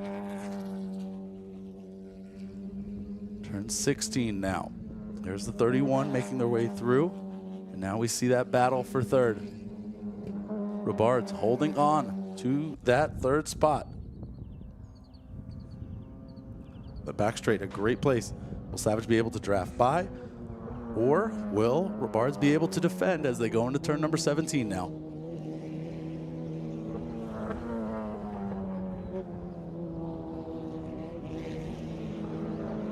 Here they come, still Robards leading.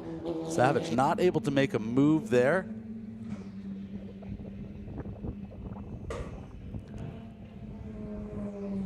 And as they cross the start-finish line, it continues to be the 1 of Axel Robards holding on to that 3rd position. Less than a second between those 2, the 1 and the 33 car. Braden Eves still holding on to 1st with a 5.7 second lead. Gap has come down a little bit, but not quite enough. I don't think he should be worried just yet as they work lap 8.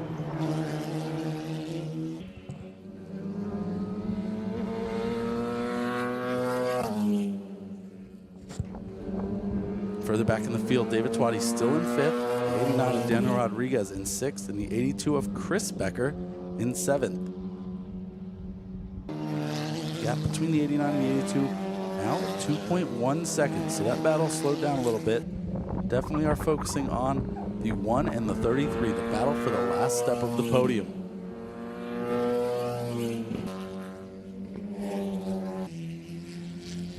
As they work their way into turn number 10, here they come. The 31 passes by. And now side-by-side action into turn number 10. Robards on the inside. Savage goes around the outside, trying it again. When we look at turn 13, we will see, can the move stick through 11 and 12 this time? No, again, Robards able to defend through 11 and 12. Savage will have to stay behind through turn 13 and work through Bishop's Bend, trying to find a way to get around the one car. Alexander Savage looking for any opportunity to make a pass. As they come through, we'll see them pop up here in turn number 15. There they go. This time, any move? No, single file through turn 16. Both will get a clean run onto the back straightaway towards Sunset Bend, turn number 17.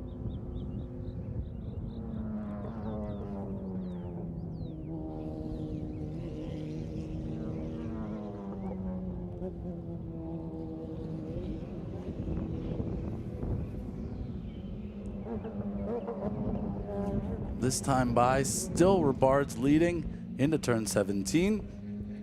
Alexander Savage looking to try and make a pass. As they look out the window, they're side-by-side crossing the start-finish line. Alexander Savage ahead by just a nose into turn number 1. Will that pass be able to stick? Alexander Savage going to be on the outside here. And it looks like he will have to relinquish the position again. The 33 unable to really hold that spot.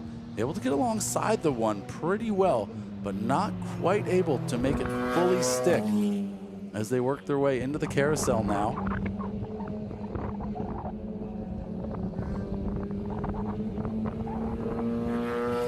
We have Alexander Savage, but I have not seen Axel Robards come by. There it is. So an off or a little bit of a elbows out racing incident may have occurred there, as Alexander Savage finally able to hold on to the 3rd position. Axel Robards dropping very far back into 4th position now.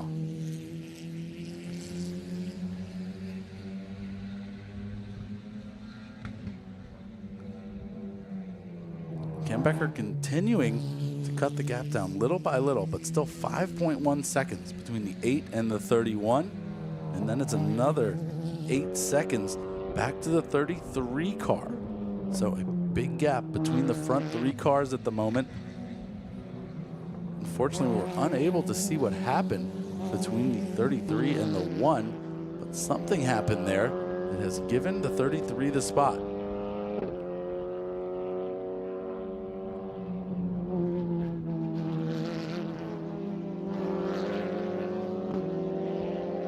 Into turn 16 now. Cars starting to roll through. That is the 31 making their way through. And then a ways back, we will see the 33 of Alexander Savage pop up here. Oh, sorry, we're further behind than I thought. That was David Twatty that just appeared in screen. So we were looking at the 1 of Axel Robards and the 99 of David Twatty. All right, white flag is out. Braden Eves has taken the white flag with a 4.4 second gap back to Cam Becker.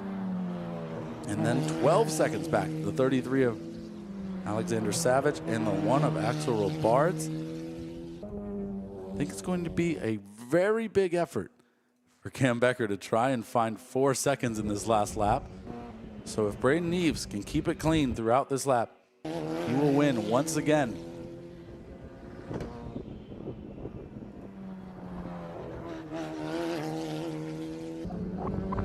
The gap between Savage and Robards, 7 seconds. 7 seconds there. But Daniel Rodriguez slowly catching up to David Twatty. So maybe something there between the 89 and the 99 at the end of this lap. 1.9 second gap between those two. And that's our closest gap in the field right now.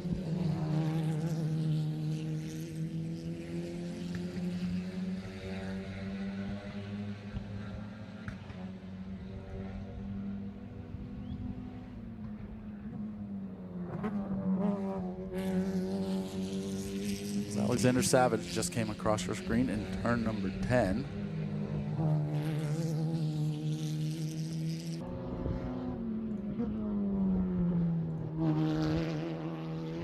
The gaps are nice and spread. There is your leader Coming through turn 16 now, Braden Eves making the penultimate turn onto the back straightaway, heading towards turn number 17.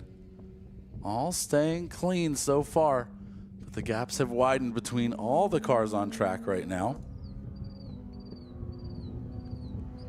Here comes Braden Eves through turn 17 for the final time. The starter has the checkered flag in hand. And there it is. Braden Eves will take race number 2 over the 31 of Cam Becker by 4.2 seconds.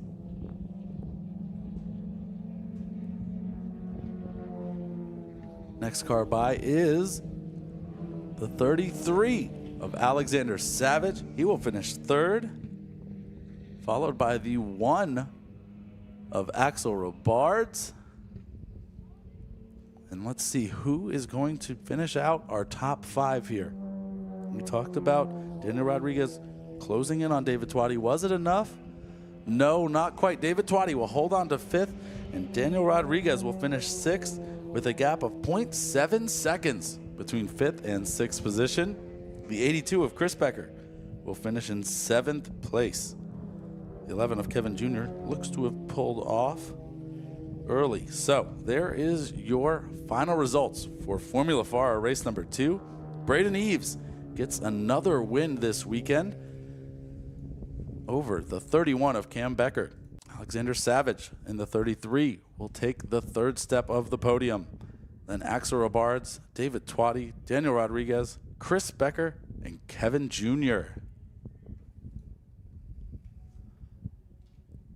All right, coming up next, we have more HPDE. So you'll see that on your screen. And then the Super Lap Series.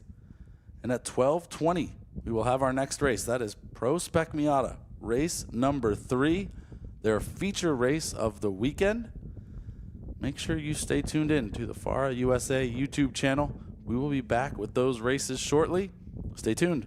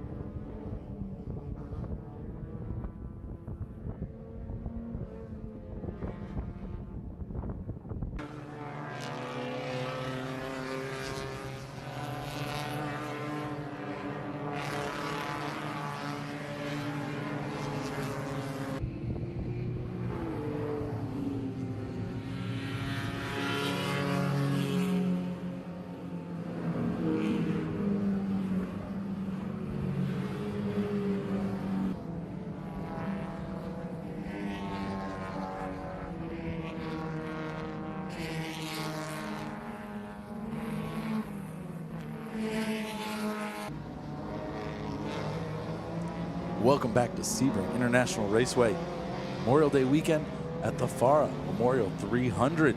My name is Nick Soriano up in the tower, and on track is our Pro Spec Miata feature race. 30 minutes to decide our winner in this one. This time, some familiar names up front. Frankie Barroso has swept the weekend so far in the number 48 machine, winning the shootout and race number 2 earlier this morning. Will he be able to sweep the weekend, or will Michael Fountain be able to find a win? He has been right on the heels of the 48 all weekend, along with Todd Burris. Maybe one of them can pull out a win. We'll see how things go, but let's run through your starting grid for Pro Spec Miata.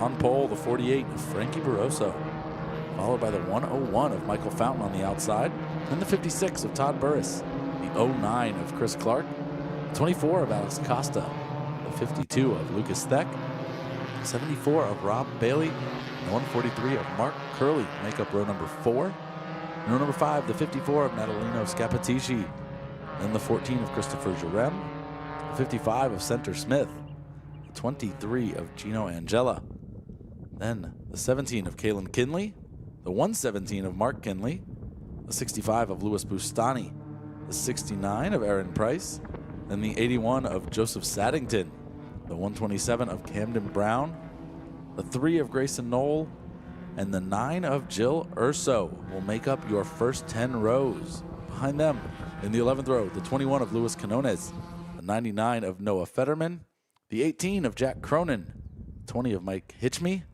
the 32 of Kristen Janicki, and the 787 of Rob Ashcroft. A good race in store here. 30 minutes of racing action. Up for grabs is the feature race. Here, there is a cash prize for your Pro Spec Miata series, so expect these drivers to be ready to rumble in this one. The first 28 minutes probably going to be a patient waiting game. But here we go. Green flag waves, and Frankie Barroso and Michael Fountain are side by side. They are 2 wide, 5 rows deep, heading into turn number 1. Here they come down. They're going to continue 2 wide. Into turn number 1. Now down, making their way towards turn number 3 in the green park. Here they come on screen now, all fanned out into that choke point. Frankie Barroso is going to have the lead with Todd Burris and Alex Acosta right behind in white and orange Miatas. They make their way into turn number 4 and 5. Under the bridge, the front 3 cars. Frankie Barroso, Todd Burris, Alex Acosta, and Michael Fountain. Blue and orange car of Rob Bailey and then Lucas Theck. Rounding out your top 6 there. Chris Clark getting shuffled back into 7th.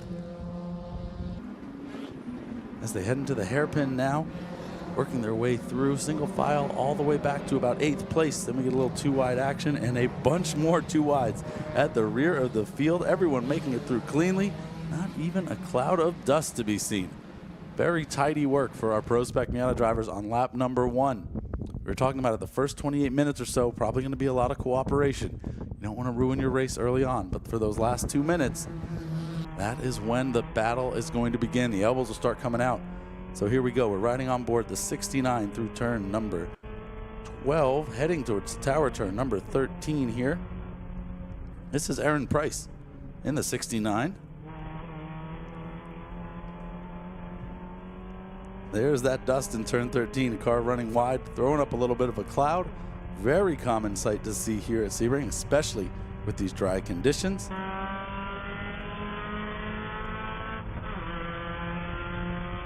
Oh, sorry. This is the 69 car we're seeing on screen now.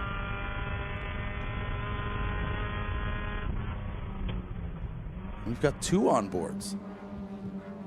So we will be switching between those as the leaders make their way through turn 16, now heading down towards turn 17.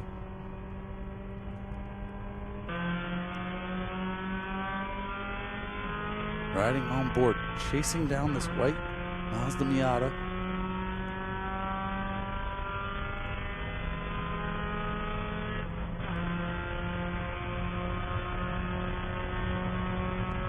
Down into turn 17, going up the inside. As our leaders are crossing start-finish line, it continues. Barroso, Burris, Acosta, and Fountain. Those are your top 4 as the field is starting to spread out. We'll get a number on this onboard here, see who it is.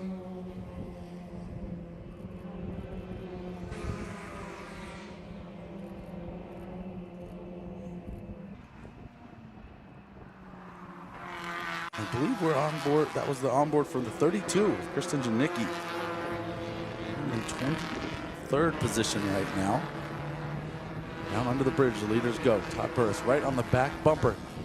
Frankie Barroso. Gap widening between 2nd and 3rd and 3rd and 4th. And then a long gap back to Rob Bailey in 5th. Lucas Steck following right behind, and then Chris Clark in the 09. 2 groups really starting to form, the front 4 and then the next 3. And then everyone back from there. Working their way through the hairpin, single file this time by, much less traffic. As they go down to turn number 10, coming into frame now, Frankie Barroso continuing to lead. Todd Burris poking his nose out, but not making a move, close enough. Now Michael Fountain is pulled up to the back bumper of Alex Acosta. So that car, 24 under attack from the 101. And right behind them is your next car. That's Rob Bailey in 5th position. Through turn number 13, there go the 2 pairs. And your next 3 right behind. The 74, the 52, and the 09.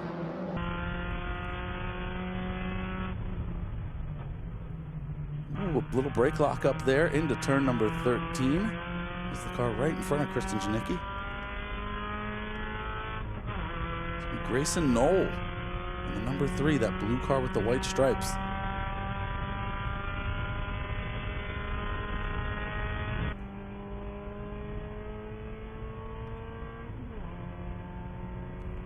Now running down the back straightaway, that is the 69. Aaron Price currently running 10th. Under the walkover bridge, into turn number 17.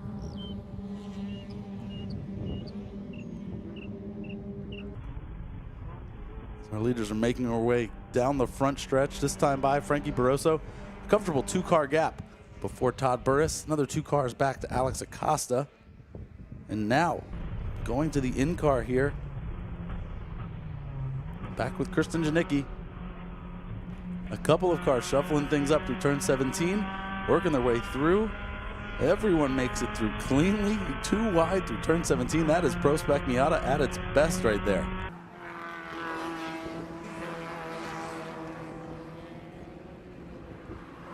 Into turn number 3, there is a pass by Lucas Steck on Rob Bailey. And a mix-up through turn number 5. Now looking down into the hairpin. Frankie Barroso with a huge lead. Alex Acosta moves to 2nd, Michael Fountain to 3rd. And Todd Burris shuffled all the way back to 4th from 2nd place in just 1 corner. Lucas Steck continuing to be in front of Rob Bailey. Rob Bailey looking up the inside.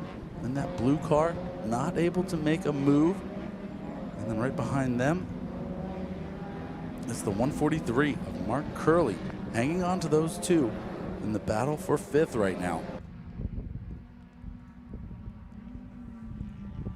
Down into turn 10, you can see how big of a gap Frankie Barroso has. Alex Acosta, Michael Fountain, and then Todd Burris. Orange, green, and white. And there's your next 3. Lucas Steck, Rob Bailey, Mark Curley. Chris Clark shuffled all the way back from 9th place after starting in 4th. So a rough start. We'll see if he can get his race back on track. Riding on board the 69 of Aaron Price here.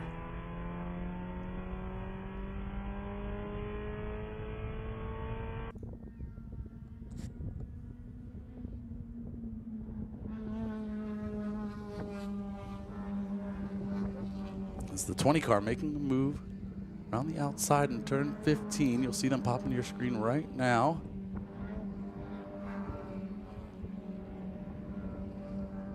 There it is, that orange car just in front of the white and black car. The white and black car is the car that we were on board with, the 69 of Aaron Price. And there it is. That is the view there. So Aaron Price chasing down the 20 of Mike Hitchme now. The orange car directly ahead down the back straightaway.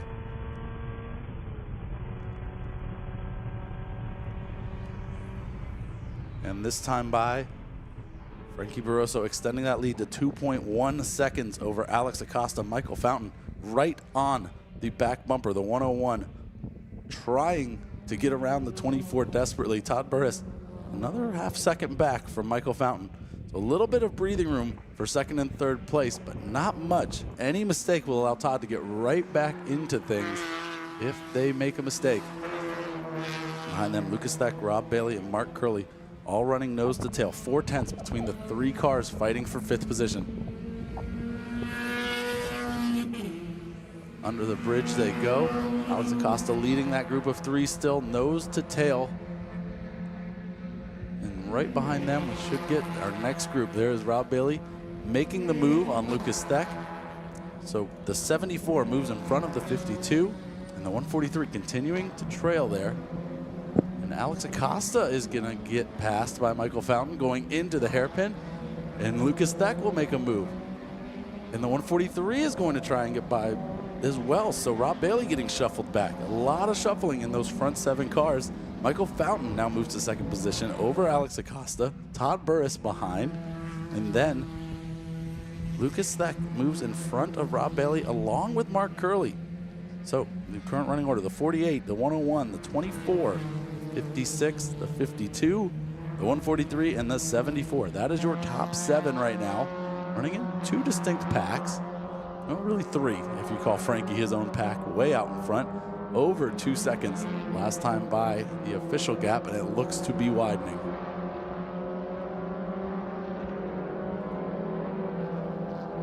Cars making their way through turn 13 now, heading towards Bishop's Bend. And your leader in turn 16. There's that pack of 3. Michael Fountain leading them, trying to catch up to Frankie Barroso in the 48. Now Alex Acosta and Todd Burris may work together to try and get some of that ground back.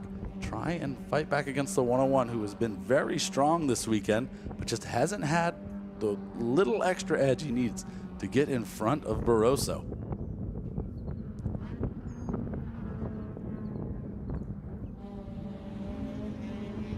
Jump on board with the 69 car of Aaron Price. Made their way through a group, leading a group of a couple of cars now. You can see in the rear view, they are all lined up at that top right corner, heading down into turn 17.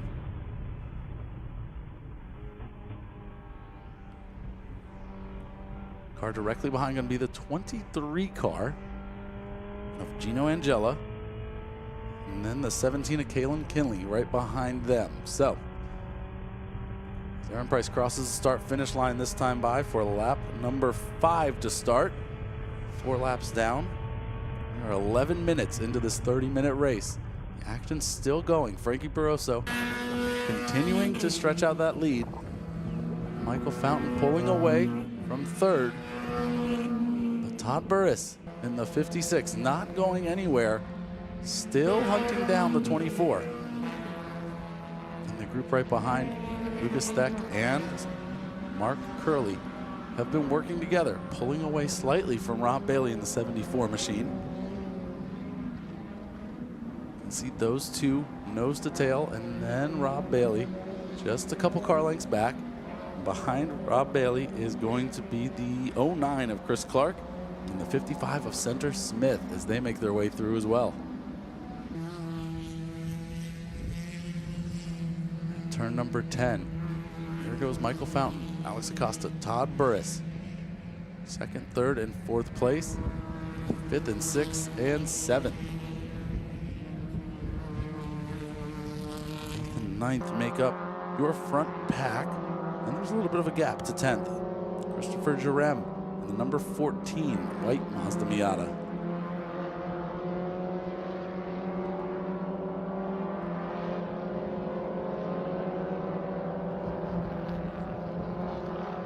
As everyone works through turn 13, here's the onboard of Aaron Price working through turn 13.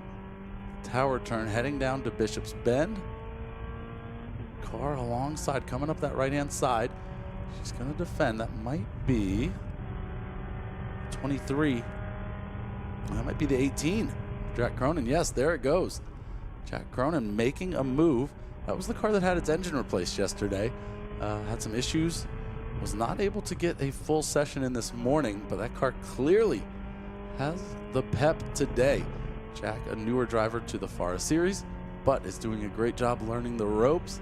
And there you see it, a great move there through turns 15 and 16. And now down the backstretch, we'll have to defend a little as the 69 of Aaron Price has the draft. You can see closing in as they get to the braking zone. Is it a big enough gap to hold?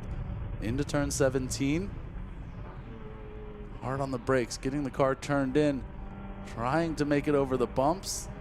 There they go, and the 18's going to clear very easily and start to pull away, it looks.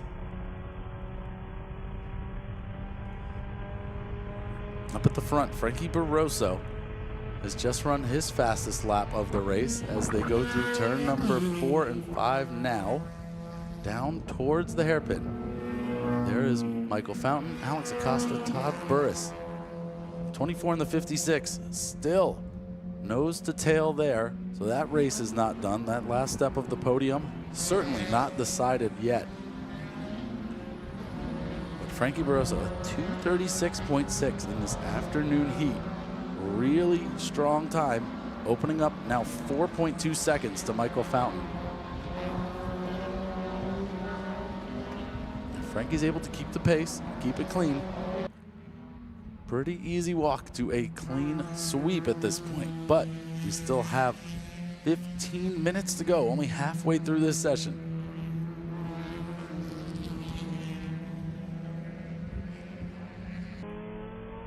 Jump back on board the 69. The green number 23 makes it by after a small mistake in the hairpin from the 69, and now the 17 as well. That's Kaylin Kinley. She is going to go by. Into turn number 10, they're going to work. Let's see. Is Aaron Price able to get back up to pace? Try and get some of those positions back. He's being hounded. That's Mark Kinley directly behind in that light blue car in the rear view.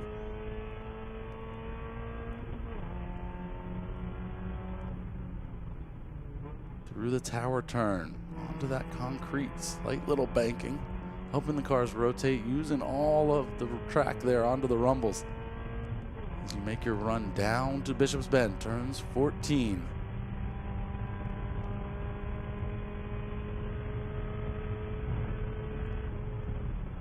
It's 15 and 15A getting set up for 16. The most important corner on the track.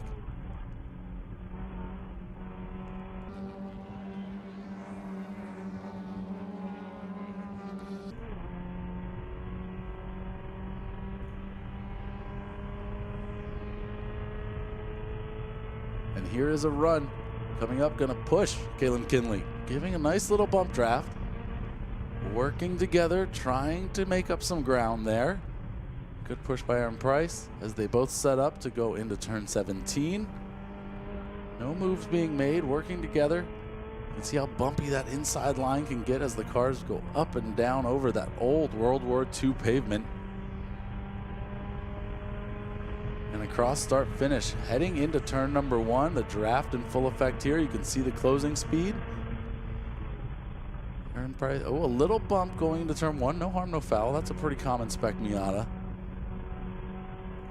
move there. Everyone's going to make it through turn 1 cleanly as they go down into turn number 3. The left-hander into the green park.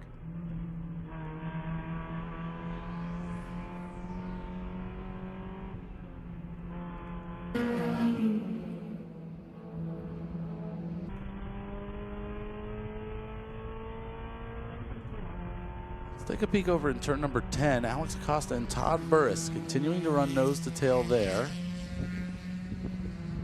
Coming into frame now. Alex Acosta still holding on to that 3rd position, but Todd Burris right behind the 56 car, trying to find some space. See Frankie Barroso checking out from the rest of the pack. There is Michael Fountain, well over 5 seconds at this point. But the battle for 3rd not wrapped up yet. 12 minutes to go now. Todd Burris all over that back bumper. 56 car trying to find a way around the 24.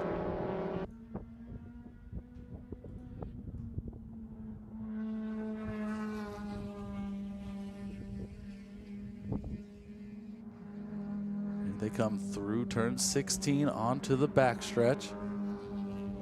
Will Todd Burris be able to find some pace with the draft, make a move into turn 17? Or will Alex Costa be able to defend and hold him off for one more lap? We'll find out as they work their way. There goes Frankie Barroso into turn number 17. Now Michael Fountain in the 101. And here it is. Costa and Burris side by side. Burris around the outside, trying to make something happen. As they exit turn 17, it's going to be side-by-side action as they go across the line. Todd Burris by a nose, but Alex Costa has the momentum as they work their way down into turn number 1. They'll be side-by-side into the braking zone. Here they come onto your screen now. Todd Burris on the inside, trying to make it work. Alex Costa is going to fall back in line and surrender third position for the time being. Todd Burris into third place, the 56 on the bottom step of the podium right now. But Alex Costa not giving up so easy. Staying on the back, you see the nose poking out just a little bit here and there. Through turns 4 and 5 to go under the drive-over bridge. Todd Burris dropping almost a wheel into the dirt. Small little cloud of dust.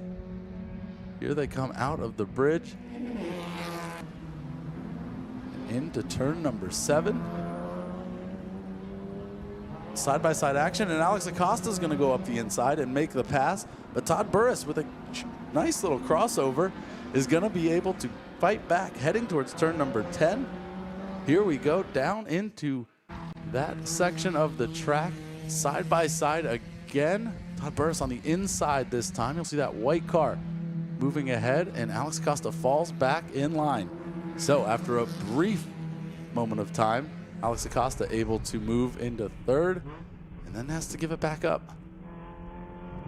Now on board with the 69.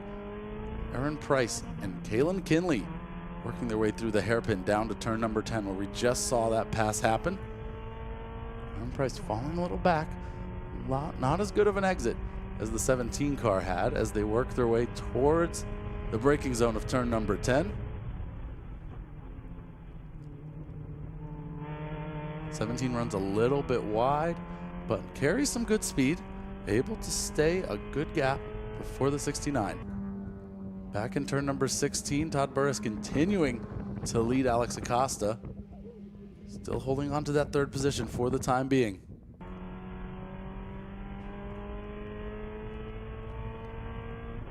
Back on board the 69, not able to close the gap right now through Bishop's Bend. Heading back over to turn 17. There goes Michael Fountain. In the next two cars you'll see Todd Burris and Alex Acosta still running third and fourth there, but the gap to Michael Fountain is closing a little. If they're able to work together, they may be able to try and fight for second rather than third, make it a 3-car race. And yes, Alex Costa is pushing Todd Burris across start finish, not making a move this time. Maybe we had a little bit of strategy there. They realize we've got enough time. Let's see if we can run him down. And now here we are with a 69. A good run through 16 allowed them to get in front of the 17 car. Into turn number 17. Aaron Price now leading in front of Caitlin Kinley.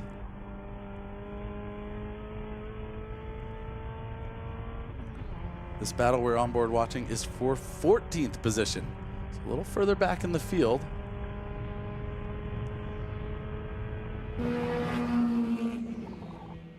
And now Todd Burris still in front of Alex Acosta. White 56 car. It looks like our cameras for turn number 7 gonna give us a little bit of an issue. We'll try and get that fixed, but for the time being we'll have to wait at turn number 10.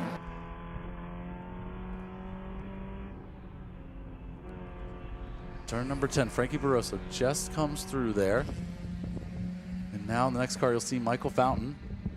And again, Todd Burris, Alex Acosta running nose to tail. I think they've figured out that if they work together, they can make it back to Michael Fountain instead of fighting. You know, they'll have a shot at second instead of just fighting over third place.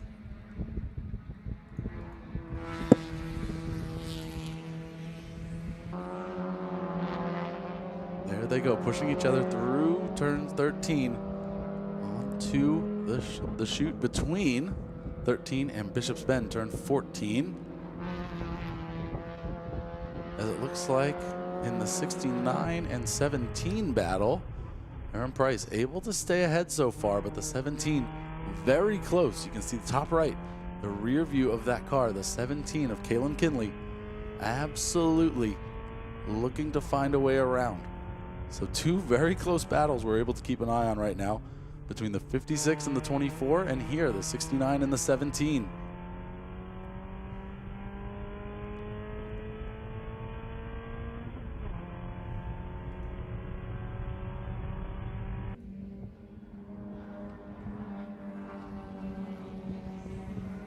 There they come, turn 16.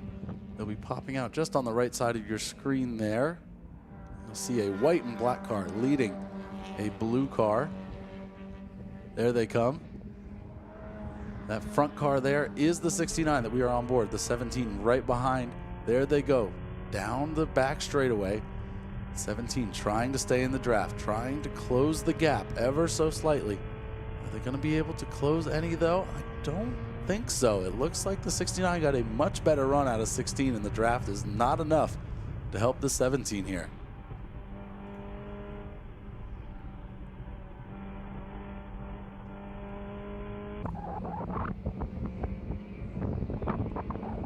Checking back in, race up front. There goes Michael Fountain in the 101. Todd Burris is now pulled ahead as Alex Acosta really driving hard. Drops a couple of wheels off at turn number 4. That gap has opened up. So Frankie Barroso now 8 seconds ahead of Michael Fountain, who leads Todd Burris by 3 seconds, who leads Alex Acosta by 2 seconds. Big gaps there. Very big gaps. Looking a little further back, we had talked about the 143 car being in the mix with the 52 of Lucas Steck and the 74 of Rob Bailey. Well, the 143 has had to drop out. Now it is the 52, the 09, and the 74, all mixing things up in the battle for 5th, 6th, and 7th position. Running about 24 seconds back from the leader.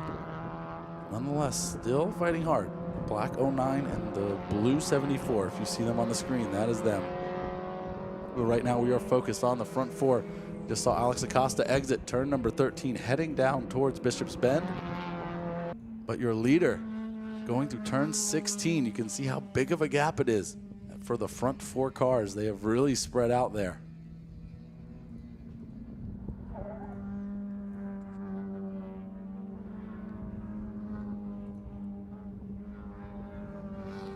Checking around the track, trying to see who's close. All the battles seem to be a little spread right now. So we're going to go on board with the 69 and now the 32. Kristen Janicki running in 20th position. Coming down into turn number 10 in the braking zone right now. And there's the 69 in turn number 15.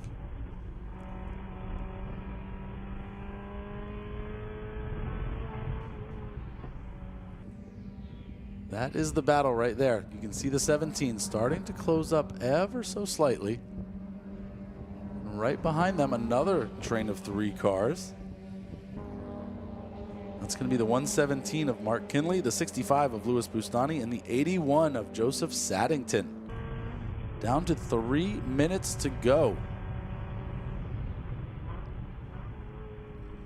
Doing my rough math here. Next time by, Frankie Barroso should be receiving the white flag. So we're working on the second to last lap. Unofficially, we could get one more out of it. Oh, and there goes the 17 around the 69.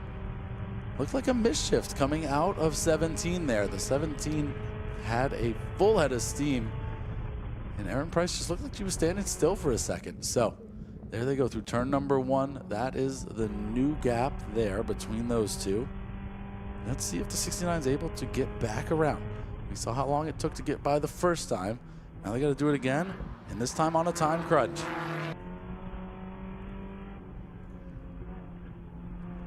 And We are hearing on the radio that it is a white flag this time by. White flag this time by. So this is officially the second to last lap that everyone is working. Time running out. And here we are on board the 69. Looking to make a move up the inside of the 17 into turn number 7 in the braking zone. Both of them hard, running side by side. Not going to have the full run through there. Will the 17 be able to cross over? No, going to fall in behind the 69, but getting a good run. You can see already the gap closing up little by little. Let's see if the 17 moves to the right. We'll try to make the move. Yes, we're seeing a little bit, but falls back. Not going to poke out. Looks like they're going to go nose to tail through turn number 10. That means turns 11 and 12 most likely do the same. Hard to pass through this area with these two left-hand corners. Into turn number 13 now. And the 69 of Aaron Price looks to have just enough cushion to feel comfortable. Not having to defend, able to run their full racing line. Just behind that yellow car, that's the 65 of Louis Bustani. And then further back, you've got Mark Kinley and Joseph Saddington in the 81. And there it is, white flag is out. Frankie Barroso has taken the white flag, working the final lap of our Pro Spec Miata feature race.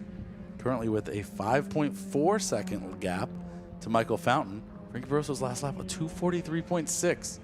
So maybe something wrong with that car. We'll have to see if we can see out the window if it's off pace, what is going on with that, or if it was just one mistake for the lap.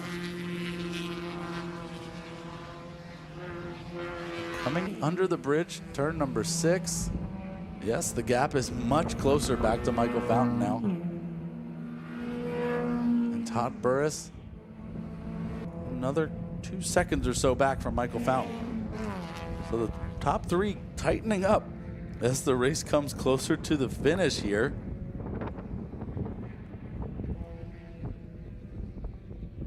Barroso's 48 looks to be on pace. I don't see anything slow or off about it, so it must have been a mistake somewhere around track. Cost a little bit of time. They're working into turn number 10 now. And there goes Barroso. There is Michael Fountain coming onto screen. Todd Burris in that white number 56. And the orange 24 of Alex Acosta. Your top 4 running there. Barroso through turn number 13.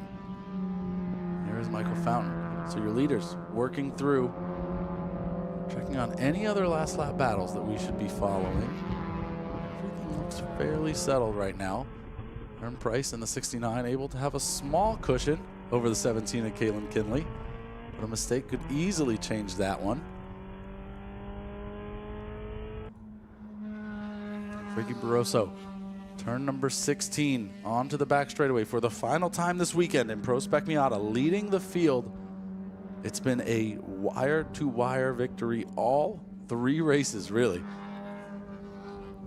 As he makes his way down to turn number 17 now, see him, a small dot emerging, turning in, heading through underneath the drive-over bridge there.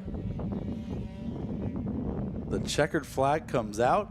It is waving, and Frankie Barroso will win Pro Spec Miata feature race. Race number 3 of the weekend, and a clean sweep. Right behind him, the 101 of Michael Fountain comes in. And then the 56 of Todd Burris will complete your podium. Alex Acosta in the 24 will finish 4th. And we've got a little gap. But before we start looking at the rest of the field, the action's heating up for the 69 and the 17. Aaron Price now in a little bit of a vulnerable position. The 17 able to get into the draft here, going down into turn 17. Kalen Kinley, will she be able to make a pass in here? It's pretty far back. It'd be one heck of a lunge. Closes up a little in the braking zone. Is the 17 going to be able to carry enough speed? Is that a small little tap maybe? The 17 is up inside. Not able to carry as much speed as the 69 squeezes the 17 up against the inside wall. And Aaron Price will finish just ahead of Kalen Kinley after a heroic final turn for the 17. A lot of speed in the braking zone there for Kalen Kinley. Closed up a huge gap, but in the end, not quite able to squeeze all the way up in there. A great finish. Let's run through your finishing order.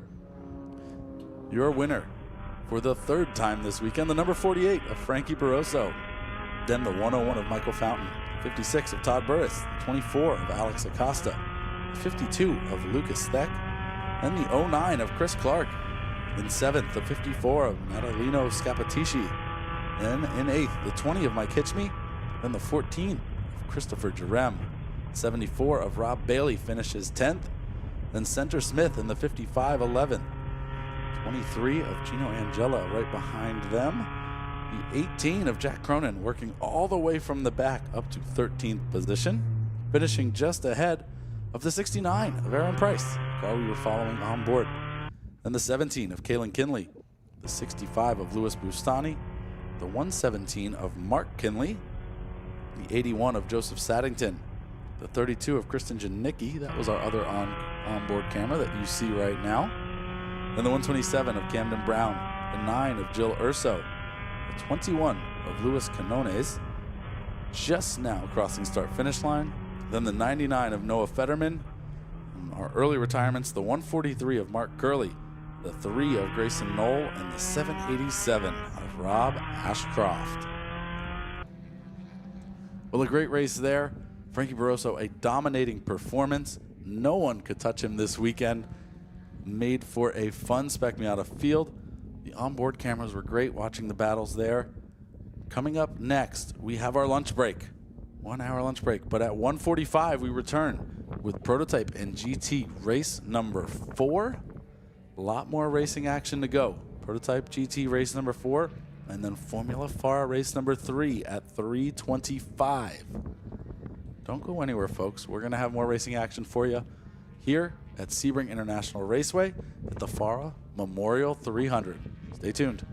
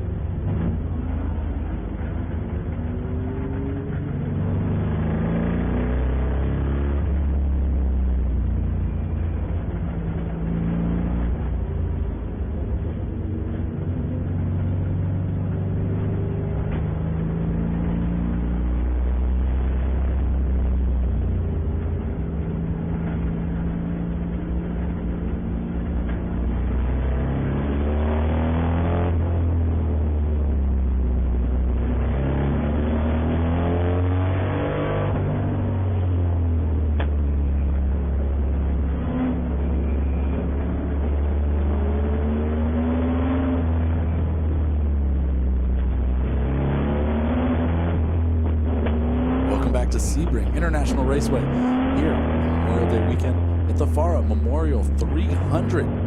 Up next on track, prototypes and GTs for the final race of the weekend, race number 4. This morning, very interesting shootout. And here's multi-class racing for the weekend. Here is your starting grid. Starting on the pole, the 268 of David Twatty, then the 27 of Connor Cavalli, then the 47 of Justin Levine, the 08 of Miguel Angel Marcano Jr. ends on the outside of the second row.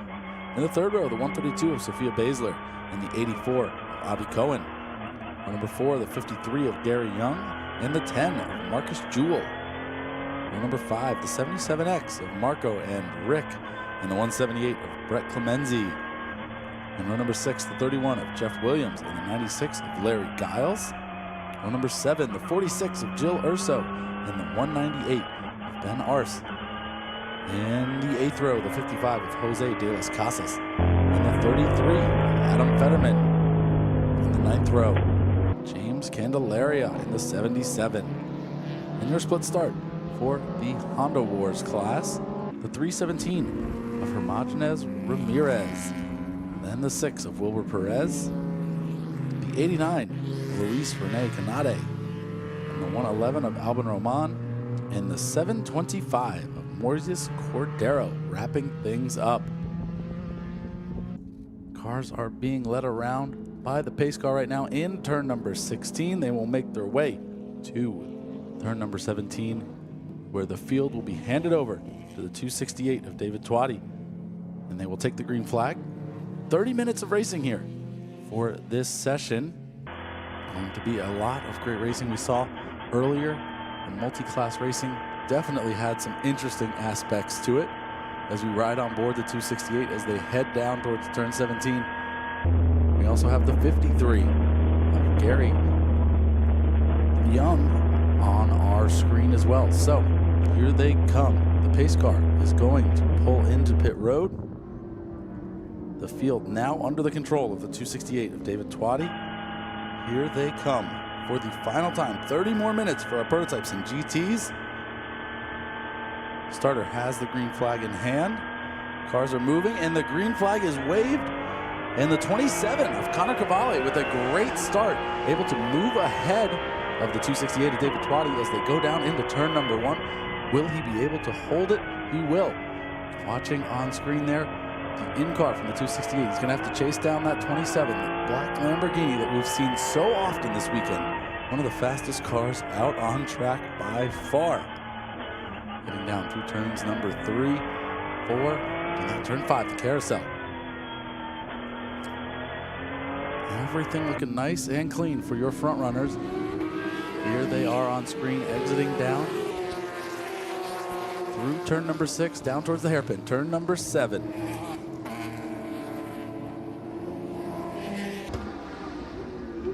Everyone running single file through the pack. Everyone looks nice and clean so far. Haven't seen any drama, so a great start for our prototypes and GTs in this race. Down in the hairpin. Oh, a little bit of a traffic jam there. Trying to work through. That first lap can be a little tricky, working through the multi-class of cars, but there they go. Turn number 10. Your leaders. 27 in the 268. Then Justin Levine in that green Porsche 911. The 08 of Miguel Angel Marcano Jr. That white and blue Porsche Cayman. And then the 132 of Sophia Baszler, the yellow and black Porsche. On board with David Twatty now as they go through turn 15. And into turn 16 now. Over the bumps, trying to get a good run. There is that blue and orange Porsche on your screen. Being a little bit harassed by, is that the 10 car, I think? That'd be the 10 of Marcus Jewell, that Chevrolet Camaro. As they work their way down towards turn 17. Nice tight line from the 268. Through turn 17 they go, and onto the front straightaway. And after lap number 1, the 27 of Connor Cavalli with a huge lead. And it is the number 10 car right on the back bumper of the 268. You can see it in your top left corner. Looking out underneath that wing, the 10 car is all over the 268.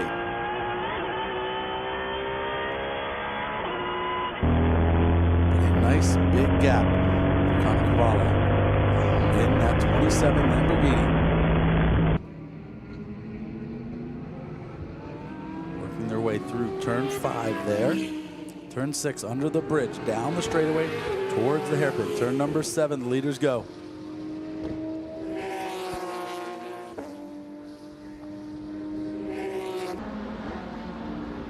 The 10 car looking up the inside, not able to make a move. They go single file through turn number 7.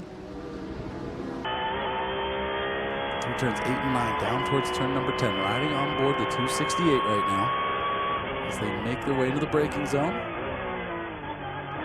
You can see in that top left corner, the rear bumper, there is a black Chevrolet Camaro waiting to pounce as soon as David Twatty makes a mistake.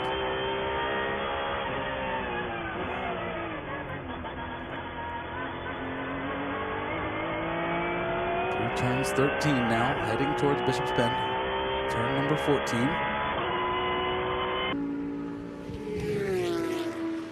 There they go, nose to tail. 268 in the 10, still running. Nice and close with battle for second in GT1A.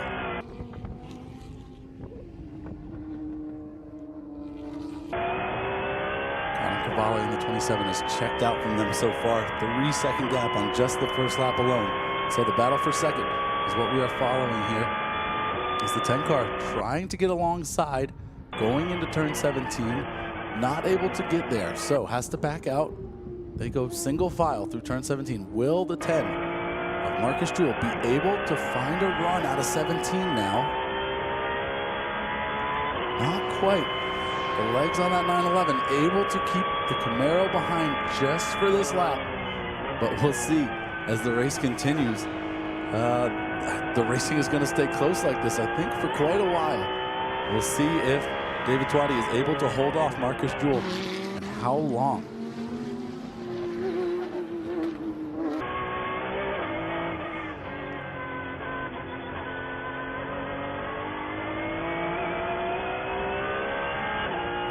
Some of our other battles in the field, nothing too close right now, so we're going to stay with the 268 and the 10.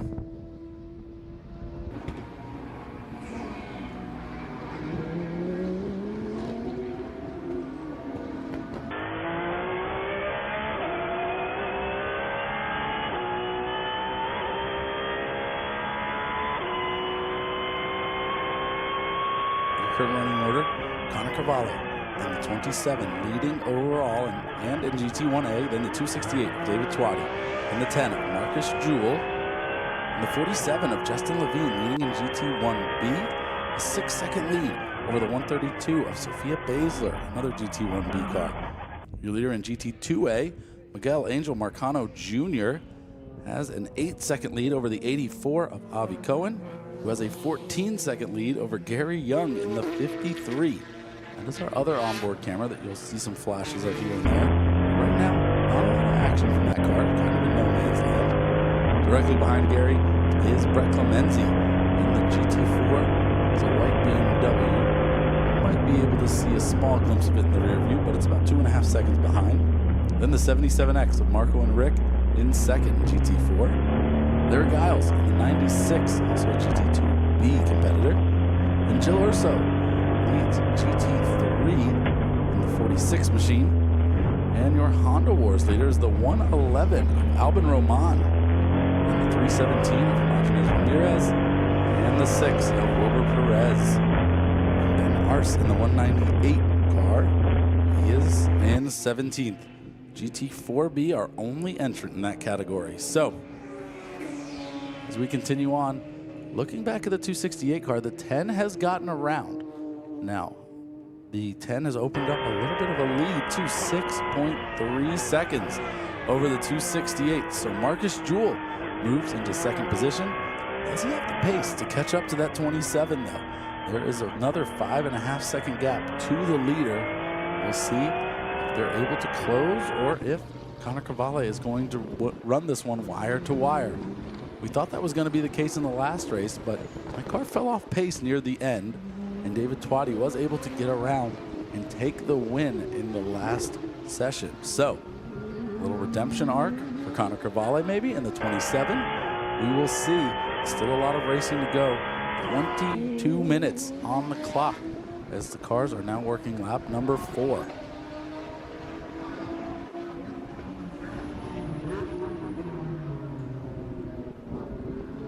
Heading through turn 7, that was the white and blue Porsche of Miguel Angel Marcano Jr.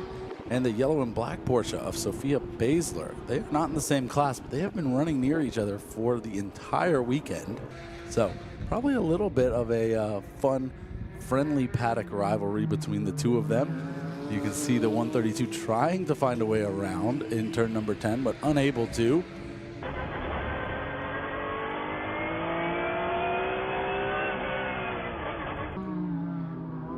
Yep, still the same. The 08 followed by the 132 through turn number 13. Here they come into turn number 14 now.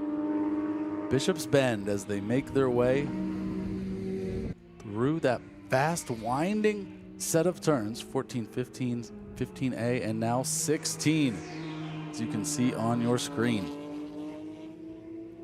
Back on board the 268 of David Twatty. That car has fallen a little further back now, 9 seconds to the 10 of Marcus Jewell. And Marcus Jewell just set the fastest lap of the race at a 2:07.7, 2/10 of a lap faster than Connor Cavalli. So that gap from 5.5 down to 5.3. We'll see if traffic is going to become a factor as those cars are now working their way through lapped cars going down into the hairpin. And on screen there is that black Lamborghini. Now the black Camaro.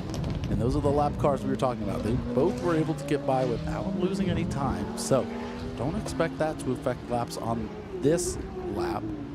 Should have perfectly fine times.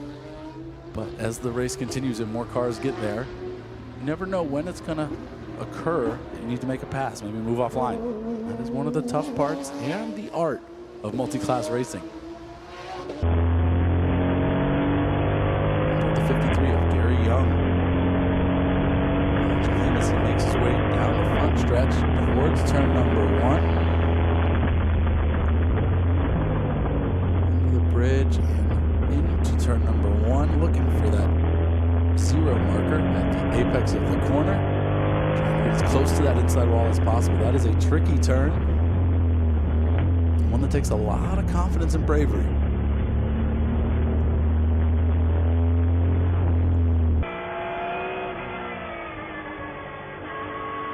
Onto the 268, heading out of turn 16, down the backstretch. This is where you're going to see the top speeds. You can see in the bottom right-hand corner. Speeds exceeding 150 miles an hour into the brake zone. That blue and orange Porsche 911 onto the brakes for the bumpy turn 17. These cameras do a great job of stabilizing the picture, but I'll tell you what, it is a wild ride going through there. The camera does not do justice to the bumps here around Sebring in this old historic concrete.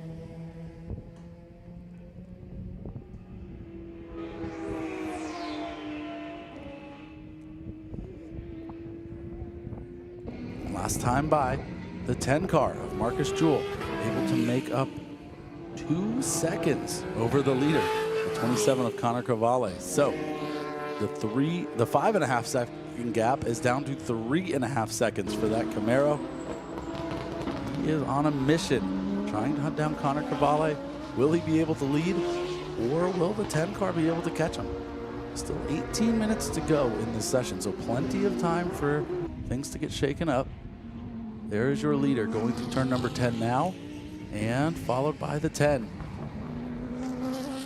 Marcus Jewell running some good lap times. They've got some pretty open track ahead. See a couple of cars exiting turn 13 that they may have to get through.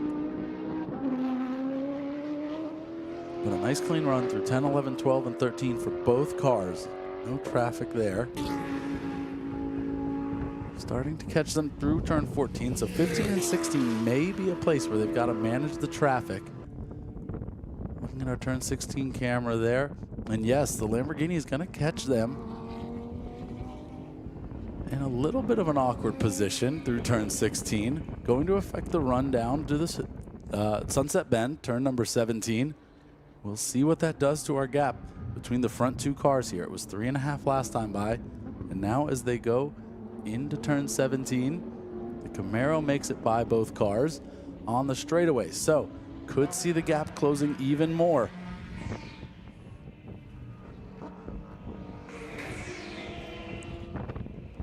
And there they are, no change, 3.7 seconds at the stripe this time by. But the gap is widening to David Twatty.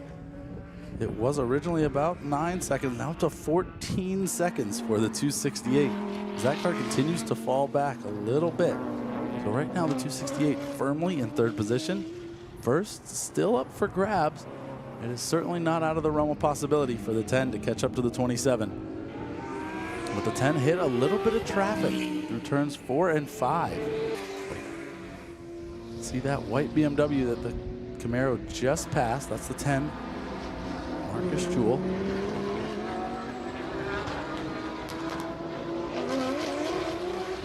But now clean track for both the 27 and the 10 up into turn number 10.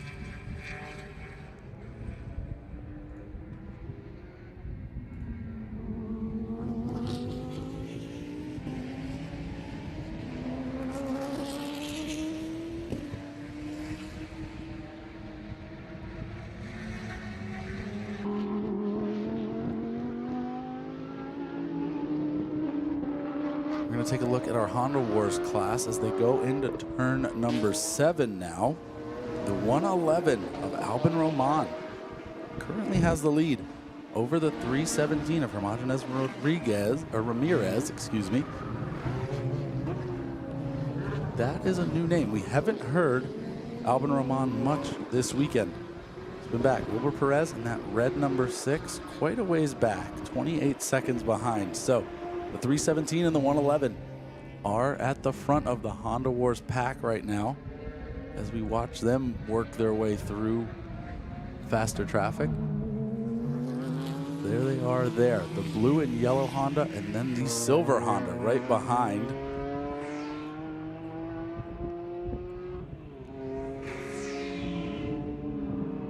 And that is the 132 and the 08. And there is the 111 and the 317. The 111 was able to get by earlier in this lap. Last scored lap they had, the 317 was in front. But Roman able to get ahead of Ramirez somewhere in those first couple of corners before we picked up that battle.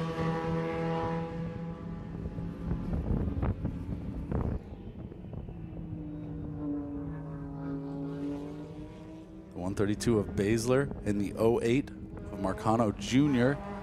That pair of Porsches in front of the Hondas. And through turn 16, they go single file. Ramirez will have the draft this time by. So, may be able to make a move into turn 17. We'll see how the exit of 16 was. That affects it most of all. And from the looks of things, the 111 is going to hold on to the lead in Honda Wars for the moment.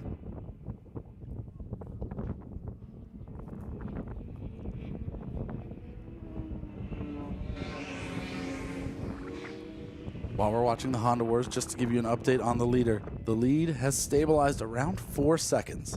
Marcus Jewell has not been able to make up much time on Connor Cavalli, but they are both putting a pretty large gap on the 268 of David Twatty. So we'll keep watching the Honda Wars while they are close together here.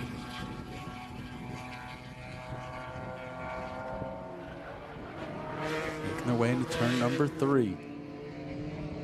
111 of Roman leading over the 317 of Ramirez.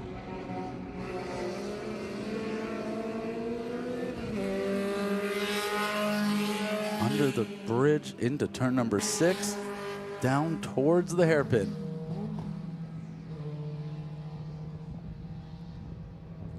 Roman looking like he's making a little bit of headway, opening up the gap in front of the 317.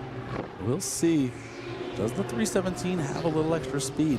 The pace they're running is not their fastest that we've seen all weekend. So I do think that the 317 has it in them. The question is, does the driver have it in them after a long, hot weekend here at Sebring International Raceway? It has been in the 90s both days, and the cars and the drivers have definitely been going through it, trying to stay hydrated and stay cool throughout these sessions.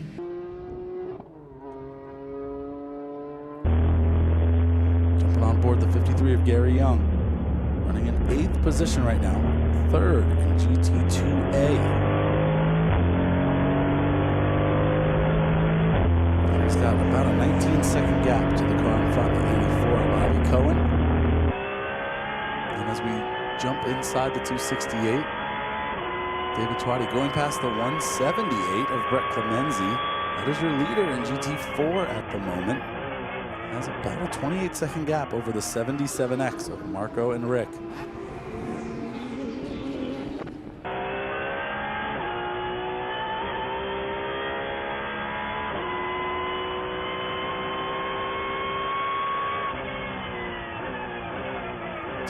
Heading into turn number 10. Setting up for 11 and 12. A very fast pair of corners here. And into turn 13, the tower turn. More traffic coming up for the 268.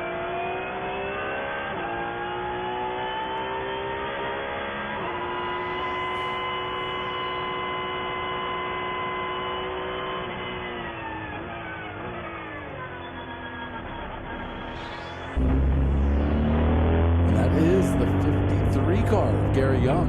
The 268 has just worked their way around.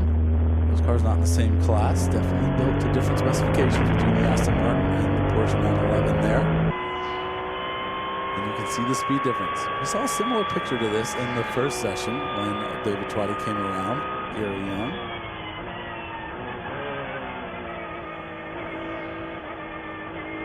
And there they go. Your update on the Honda Wars battle.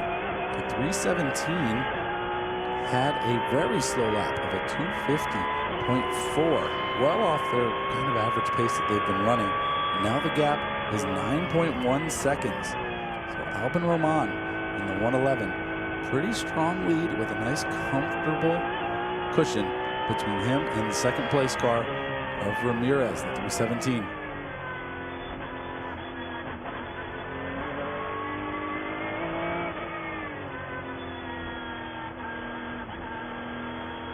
Your lead car, the 27, still about 4 seconds ahead of the 10. That gap has not changed either. So everyone staying pretty static, running their laps, really looking for any sort of mistakes or traffic that is going to change the outcome of this race. As of right now, though, not too much to speak of. Just watching all the corners, trying to see if we can find some action. Your leader running into some lap traffic there. That looks like the 111 of Albin Roman. There is that Camaro. So you can see that 4 second gap as they both came through turn 13, heading down to Bishop's Bend.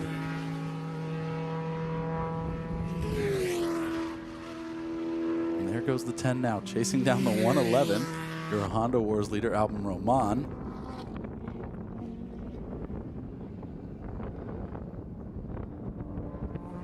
And making it through at right at turn 16. The 10 car is able to make the pass. So may lose a little bit of speed on the backstretch this time. We'll see if that affects the gap too much or if Connor Cavalli hit any traffic. Where will that 4 second gap be this time when they cross the stripe?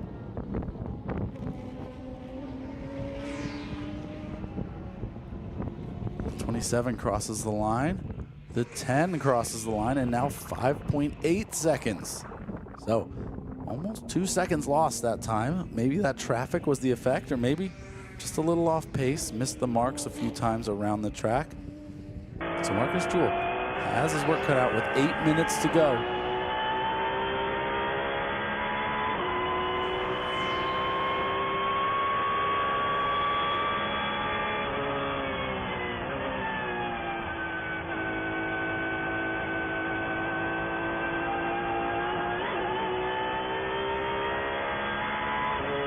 continuing around, staying in the 268 car. There they go through turn number 3, just in front of the second place Honda Wars car. That was the 317 of Ramirez. As they're working their way through, there goes the 111, just left her screen at the bottom left. Now David Twatty, and the 317 just behind, that silver hatchback.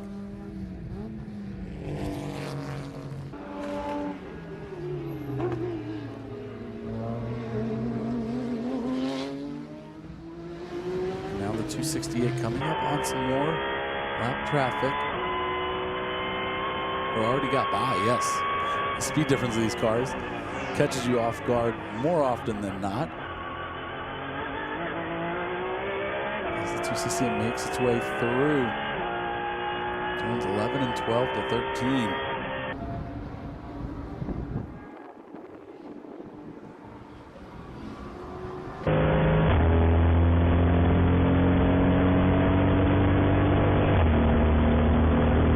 Now on board with Gary Young, the 53, running third right now in GT2A. Miguel Angel Marcano Jr. in the 08 car, still leading GT2A by a pretty large margin. Then Avi Cohen in the 84 Aston Martin. And then Gary Young.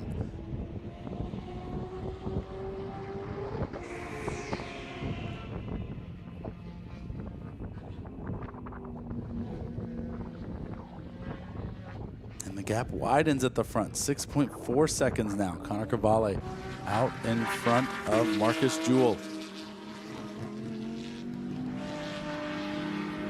They make their way into turn number 3. That is the number 10 Camaro. Flashing across your screen, heading down here into turns 4 and 5. There goes the Lamborghini, that silver machine. And there is the Camaro. That is the 6.5 second gap that we saw at the line, and is continuing to stay pretty consistent between those two.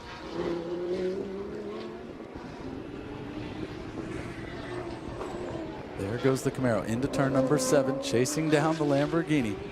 Love to see the variety in the fields. GT1A known for that. All of their different factory-built race cars that are out on track make it so fun to watch these very recognizable and iconic sports cars dash around the track.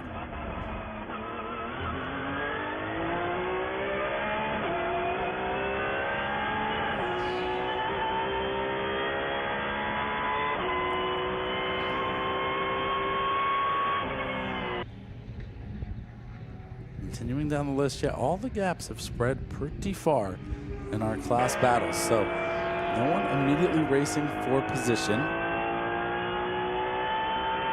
Closest two cars I have on my timing sheet are the 132 and the 08, the yellow and black Porsche and the white and blue Porsche. They are not in the same class. We may be able to pick them up just to watch a couple of cars together, see how their friendly rivalry in the paddock is doing. Should be around turn 3 or 4 right about now.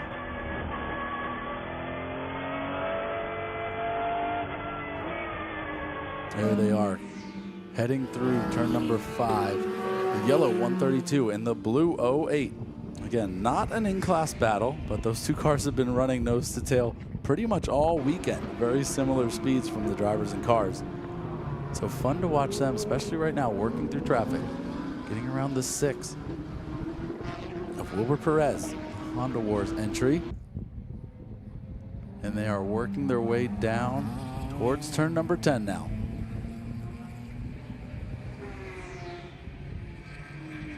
There they go. They both made it through the traffic pretty well. Now with Gary Young also working his way through some Honda Wars traffic. That looks like the silver car, 317 of Ramirez.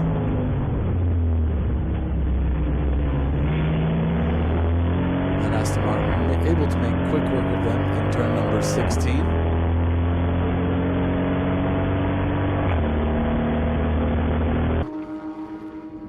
And the 132 and the 08 continuing to charge on through turn number 14. You'll see them pop up on your screen there.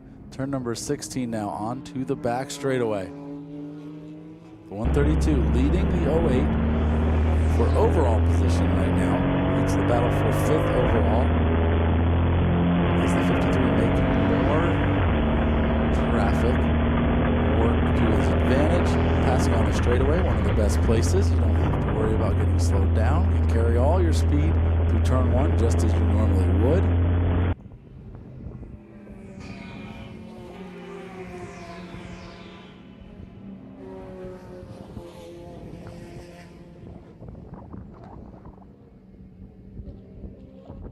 And there are our two cars that we've been watching, the 132 and the 08, making their way through turn number one now.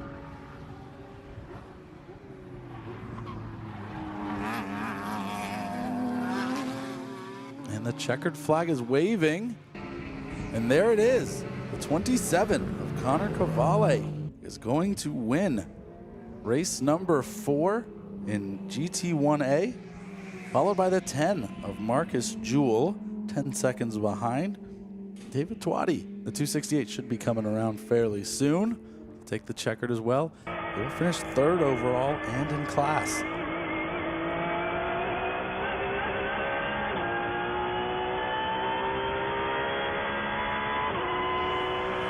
And there is the 268 crossing the line.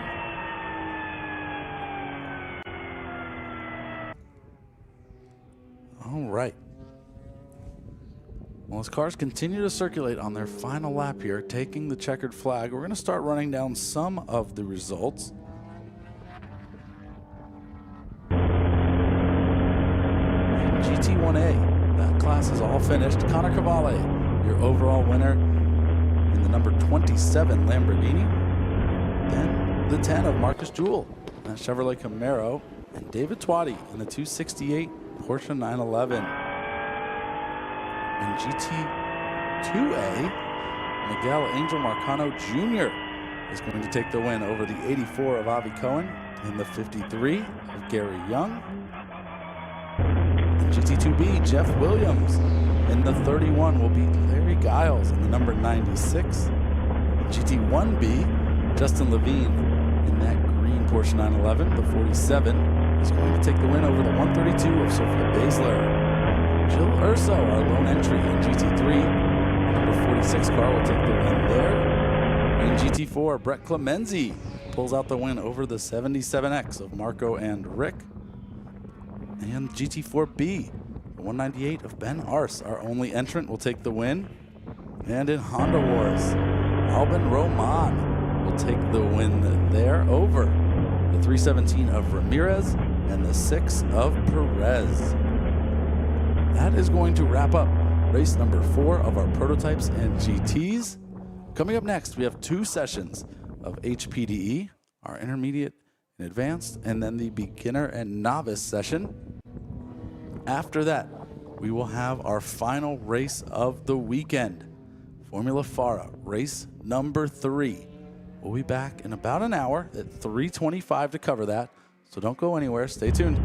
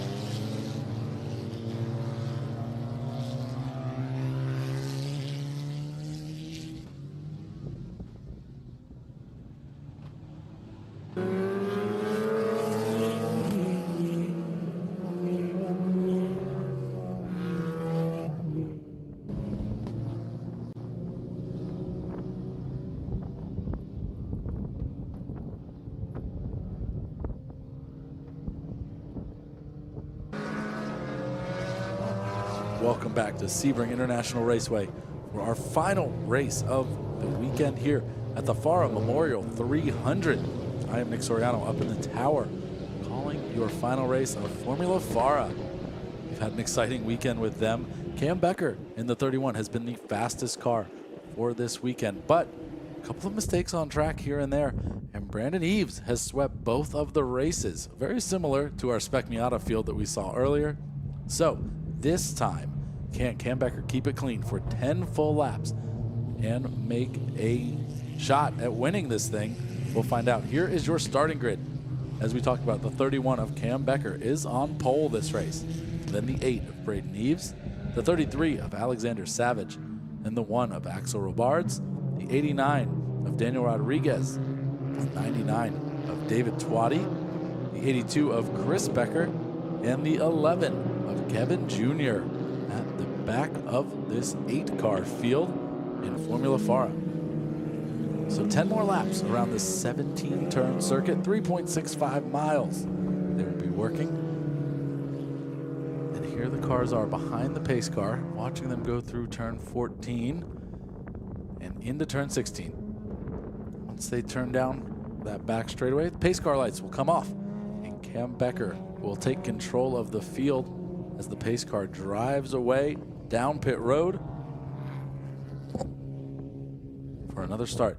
We've seen some good starts out of Braden Eves. He's been able to get a good jump.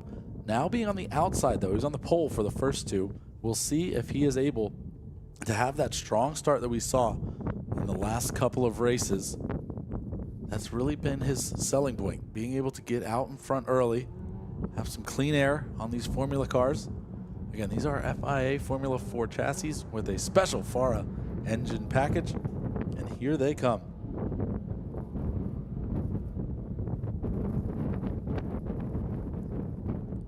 The pace car out in front leading the field. Lights are off. It's going to speed up and turn down pit road. Cam Becker then controls the pace. Will take them through turn 17. And once on the other side, they'll be looking at the start stand, waiting for the starter to wave that green.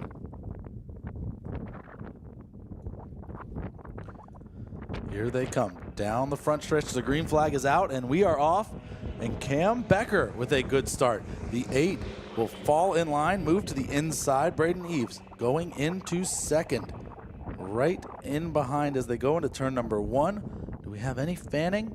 Yeah, we do. 2 wide for second, third, fourth, and fifth there as they make their way into turn number 3. Becker still out in front, followed by Eves and Savage. Fourth place car of Axel Robards. Number 1 still working their way through as they come into turn number 5.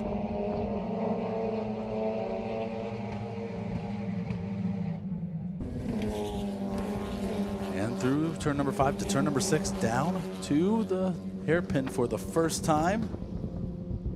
Everyone going single file. No moves being made. 31 car starting to open up a gap, about a 4-car gap already between the 1 and the 8 Eves.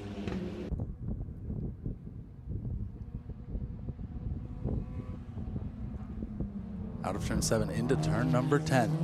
Working through the green park here at Sebring International, right through 11 and 12.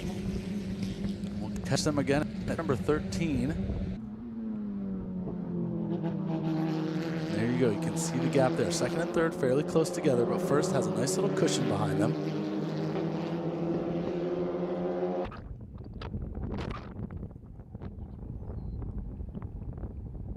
As they come through, they'll pop out for turn 16, 15 and 16 here, coming from the right side of your screen any moment. There they are, making their way through, down to turn 16, on to the back straightaway. Front 3 already breaking away from the pack, then the second 3. Got Axel Robards leading that group with David Twatty and Chris Becker in the 82.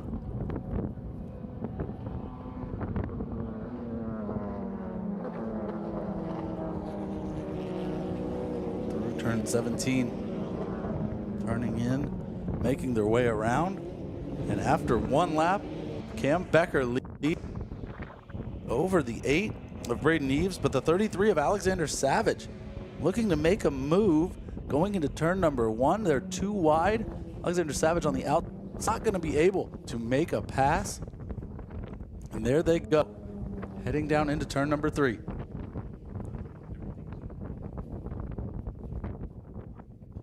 Through turn number 3 now in 4 and 5, working their way through. A little bit of dust as Becker comes through, stays on track, carries momentum. And now the 8 of Braden Eves looking in the rear view, trying to avoid the attacks of Alexander Savage in that blue and white 33 Formula FARA car.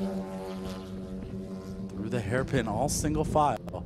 And you have the 99 of David Twatty running in 4th. 82 of Chris Becker, and the 1 of Axel Buffer shuffled to the back of that group. Oh, excuse me, that is Daniel Rodriguez, and then Chris at the back of the group. Axel Robards not completing a lap, may have had to come off early for some issues with the car.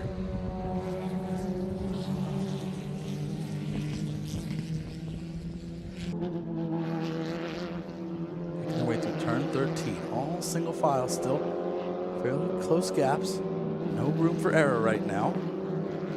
Ken Becker only with a 1.6 second lead.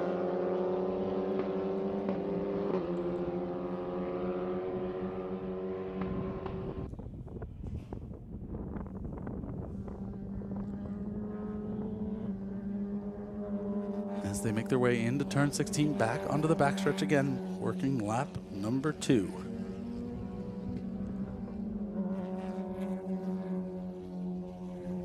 There's all 6 of your cars running through turn number 16. Now into turn number 17 they come. That lead opening up for the 31 at the front. And this time a little more cushion for Braden Eves in 2nd position. And Alexander Savage make a good run through 17. Get to that back bumper like he did last lap. No, gonna be a much bigger gap this time. Braden Eves a little more cushion, 0.8 of a second, back to 3rd place. And the 99 of David Twatty, the 89 of Daniel Rodriguez, half a second behind, and Chris Becker, 1.4 seconds behind the 89 machine of Daniel Rodriguez.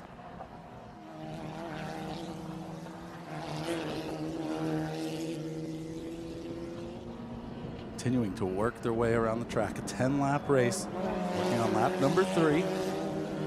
And a little bit of cushion for all the drivers right now. As we take a peek out at turn number 5. Yes, 4th, 5th, and 6th also, with about 3 car lengths between each of them, very evenly spaced out.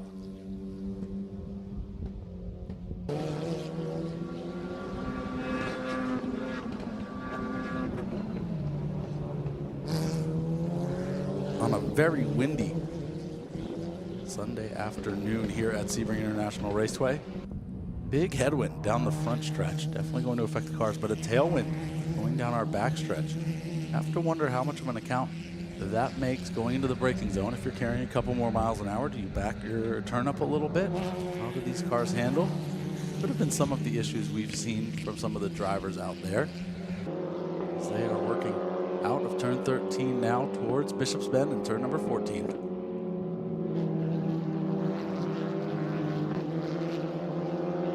Their front 3 really breaking away.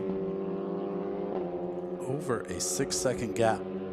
Sorry, over a 9-second gap between the 1st place and 4th place cars. So the front 3 definitely having a little extra pace. As they work their way through turn 16. Down the straightaway again. One more time. Working lap number 3. This time by Cam Becker. Out in front. Then Braden Eves and Alexander Savage. Almost 3 seconds of buffer for the leader right now.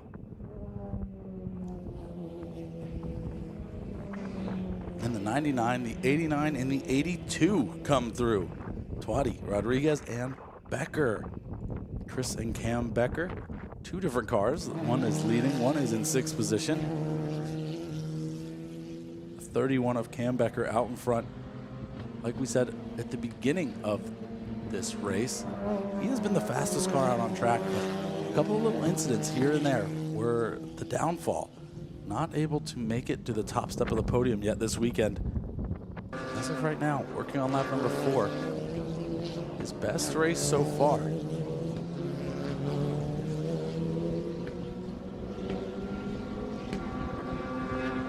Braden Eves putting in a personal best as well at a 2:16.8, opening up that gap to Alexander Savage to 1.5 seconds. So now second place, has some breathing room, able to focus a little bit ahead. Maybe Eves can find a little bit more pace, just needs a couple of tenths to start running down Cam Becker at the front. Try and close that gap. Can Braden Eves sweep the weekend, or Cam Becker play upset and finally get that first win of the weekend he's been looking for?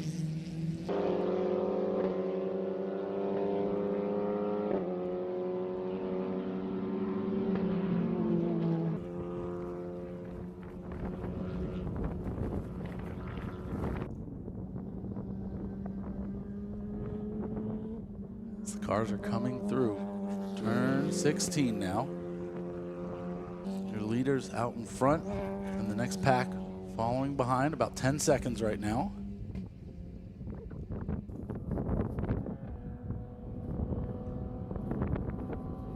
Into turn 17, there is your leader, Cam Becker in the 31. Big gap. The next car, Braden Eves, and then the 33 of Alexander Savage through turn 17.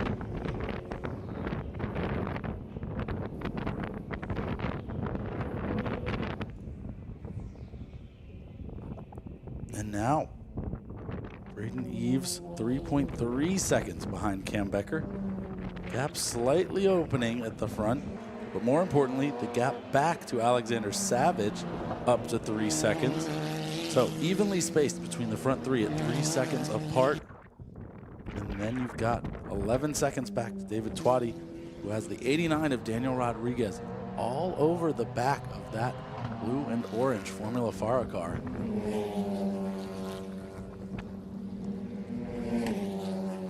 They make their way into turn 5 now. Through the carousel and under the bridge. Dark blue and green car of the 89, Daniel Rodriguez, trying to see if he can find a weakness in David Twatty's 99 and make the pass. Down into turn 7, they're going to stay single file. Not close enough to make a move there, but firmly in the draft. That's going to help Rodriguez stay close, find a passing area.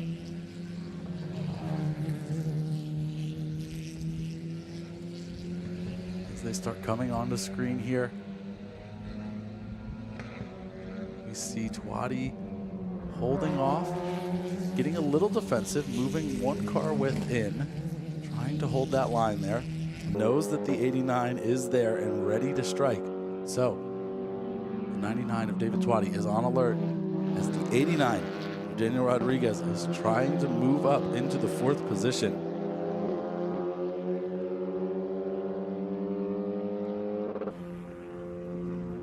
There they go, nose to tail through Bishop's Bend. Chris Becker hanging on in 6th position at the moment. And they'll work their way into turn 16. Will Rodriguez be able to get a run and make a pass down into 17, or will Twatty have a better exit? 99 car.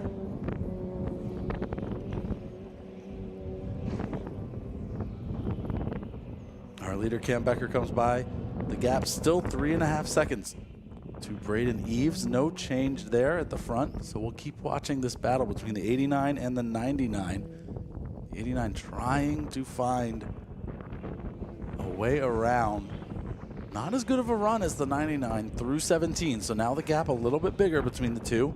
We'll see if they can make up some ground in the green park, though, as they go through turn number 1. You can see that gap is a little bit wider than last time by. Down into turn number 3. That is the battle for 4th that we are watching tightly. Down turn 6. We'll see when they come out of the carousel here.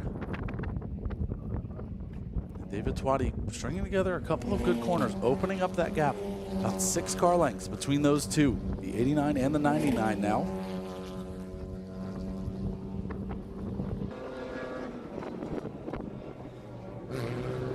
Turn number 7. No pressure being put on Twatty at the moment. He's not going to have to go defensive into turn 10. Going to be able to carry a little bit more speed compared to last lap. Going to be helpful for trying to defend that position, not letting the 99 in, or the 89 in, excuse me.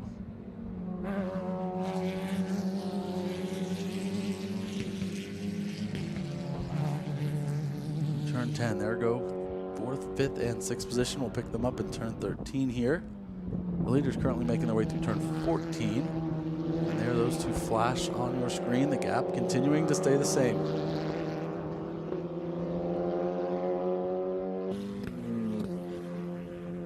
That front car, the 99.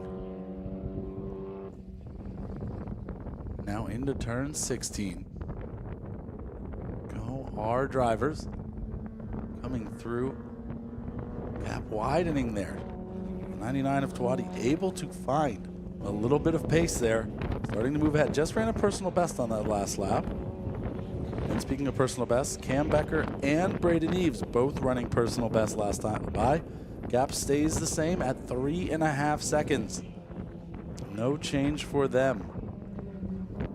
Alexander Savage falling off ever so slightly. Up to 7 seconds behind Brandon Eves now. So the front two have broken away from third. They are the two that are going to be trying to find that top spot of the podium. If Braden Eves can find a little bit more pace, working lap 7 of this 10-lap race. Running out of time if they're going to close the gap.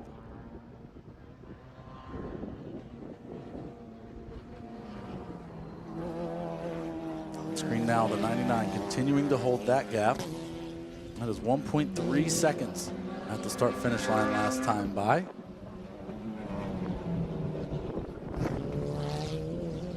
Here goes the 33 of Alexander Savage. And right behind them, the 99 and the 89.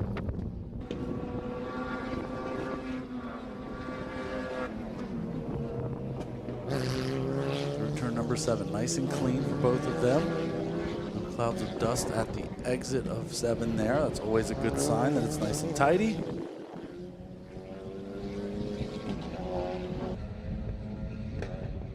As they work into turn number 10. The 89 still too far back to make a pass.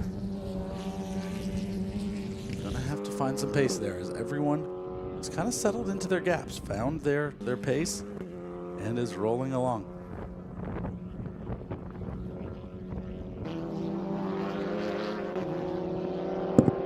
Headwinds continuing to blow down this front straightaway. The American flag right in front of the booth is at a full attention with the winds blowing by. It is a breezy one.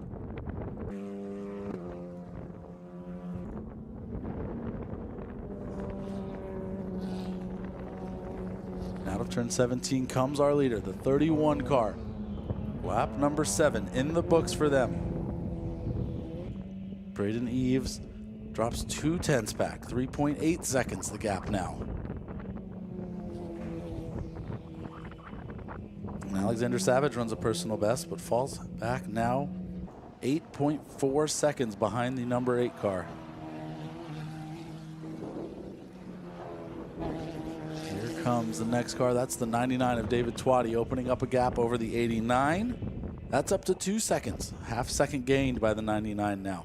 So everyone with a pretty good cushion around their positions. No one close enough to make a pass at the moment. We're just going to follow all the cars around, see how they're doing. Working lap number 8. 3 laps to go.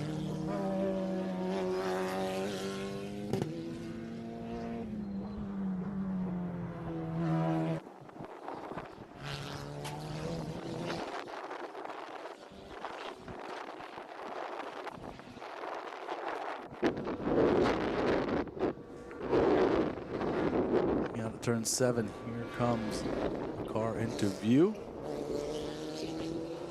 That is the 99, David Twatty, and the 89. There goes the 33 of Alexander Savage through turn number 10.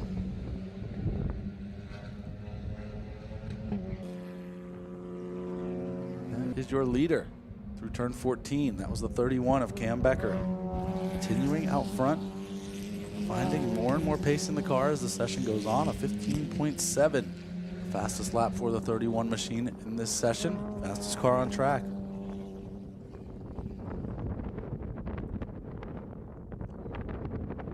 See the camera shaking from the breeze on turn 16 on our post up there as cars make their way through onto the back straightaway.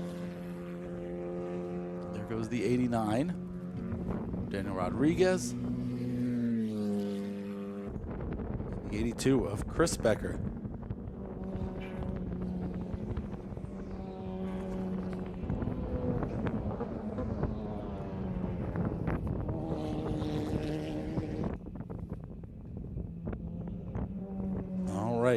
We are on the penultimate lap. Cam Becker has completed 8 of the 10 laps, working lap number 9 of this 10-lap shootout they've got going on. All the cars still holding their gaps. Braden Eves was able to find a little bit of time, down to 3.3 seconds. Found half a second on that last lap, but maybe a little too late. With this race closing, he's going to have to make up a little more ground than half a second per lap. We're going to need to see some heroics out of the number 8 machine if they're going to make it any closer to Cam Becker at the front, who's run a flawless race so far.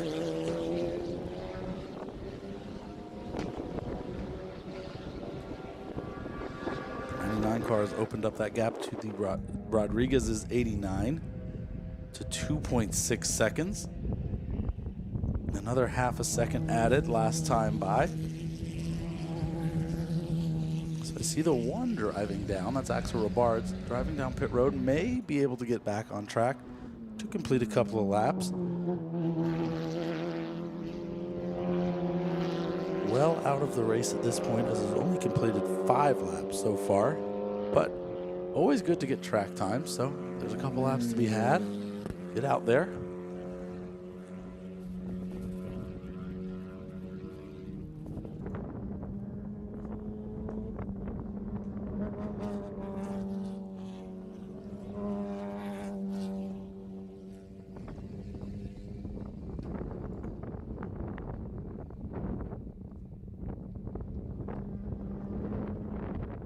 Turn 16 now.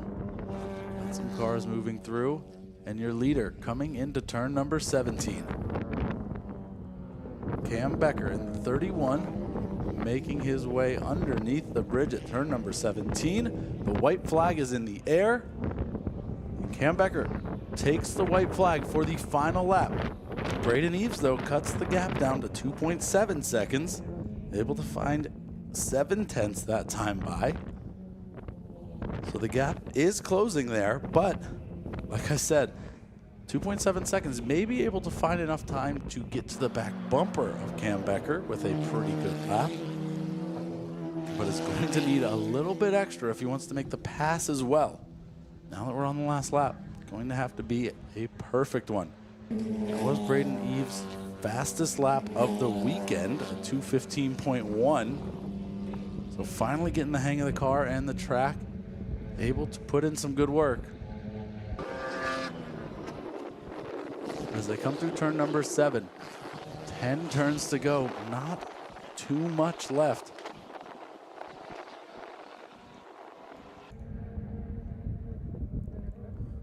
Daniel Rodriguez able to put a good lap together and close the gap to David Twatty down to 3/10 last time by, so we'll try and check up on them as well.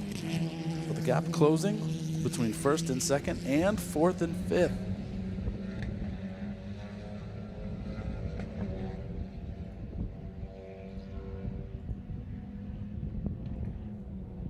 There it is on the screen now. Turn number 7, 89 car trying to find a way around the 99. We saw this earlier in the race as they make their way down to turn number 10. Could be a good passing opportunity for the 89. Here they come, right at the camera here, side-by-side action. Rodriguez up the inside, tries to make a pass. Going to be a little tricky. Going to be on the outside for turns 11 and 12.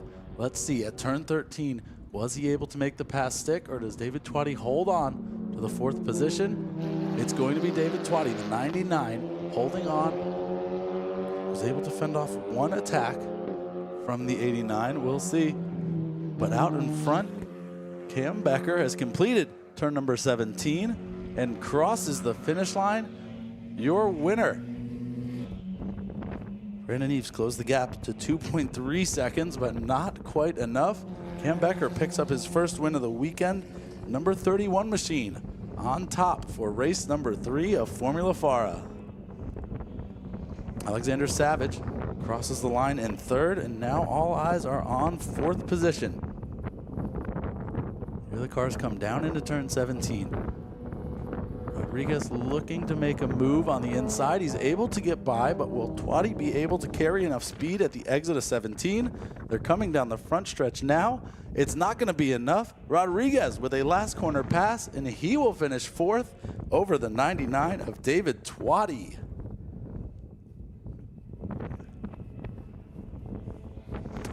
And finally, the Chris Becker in the 82 machine finishes things off. Well, that was a great race from Formula FARA. Always enjoy seeing them out there. Running through your finishing order one more time, Cam Becker takes the win in the 31. Then Braden Eves in the number 8. Alexander Savage in the 33.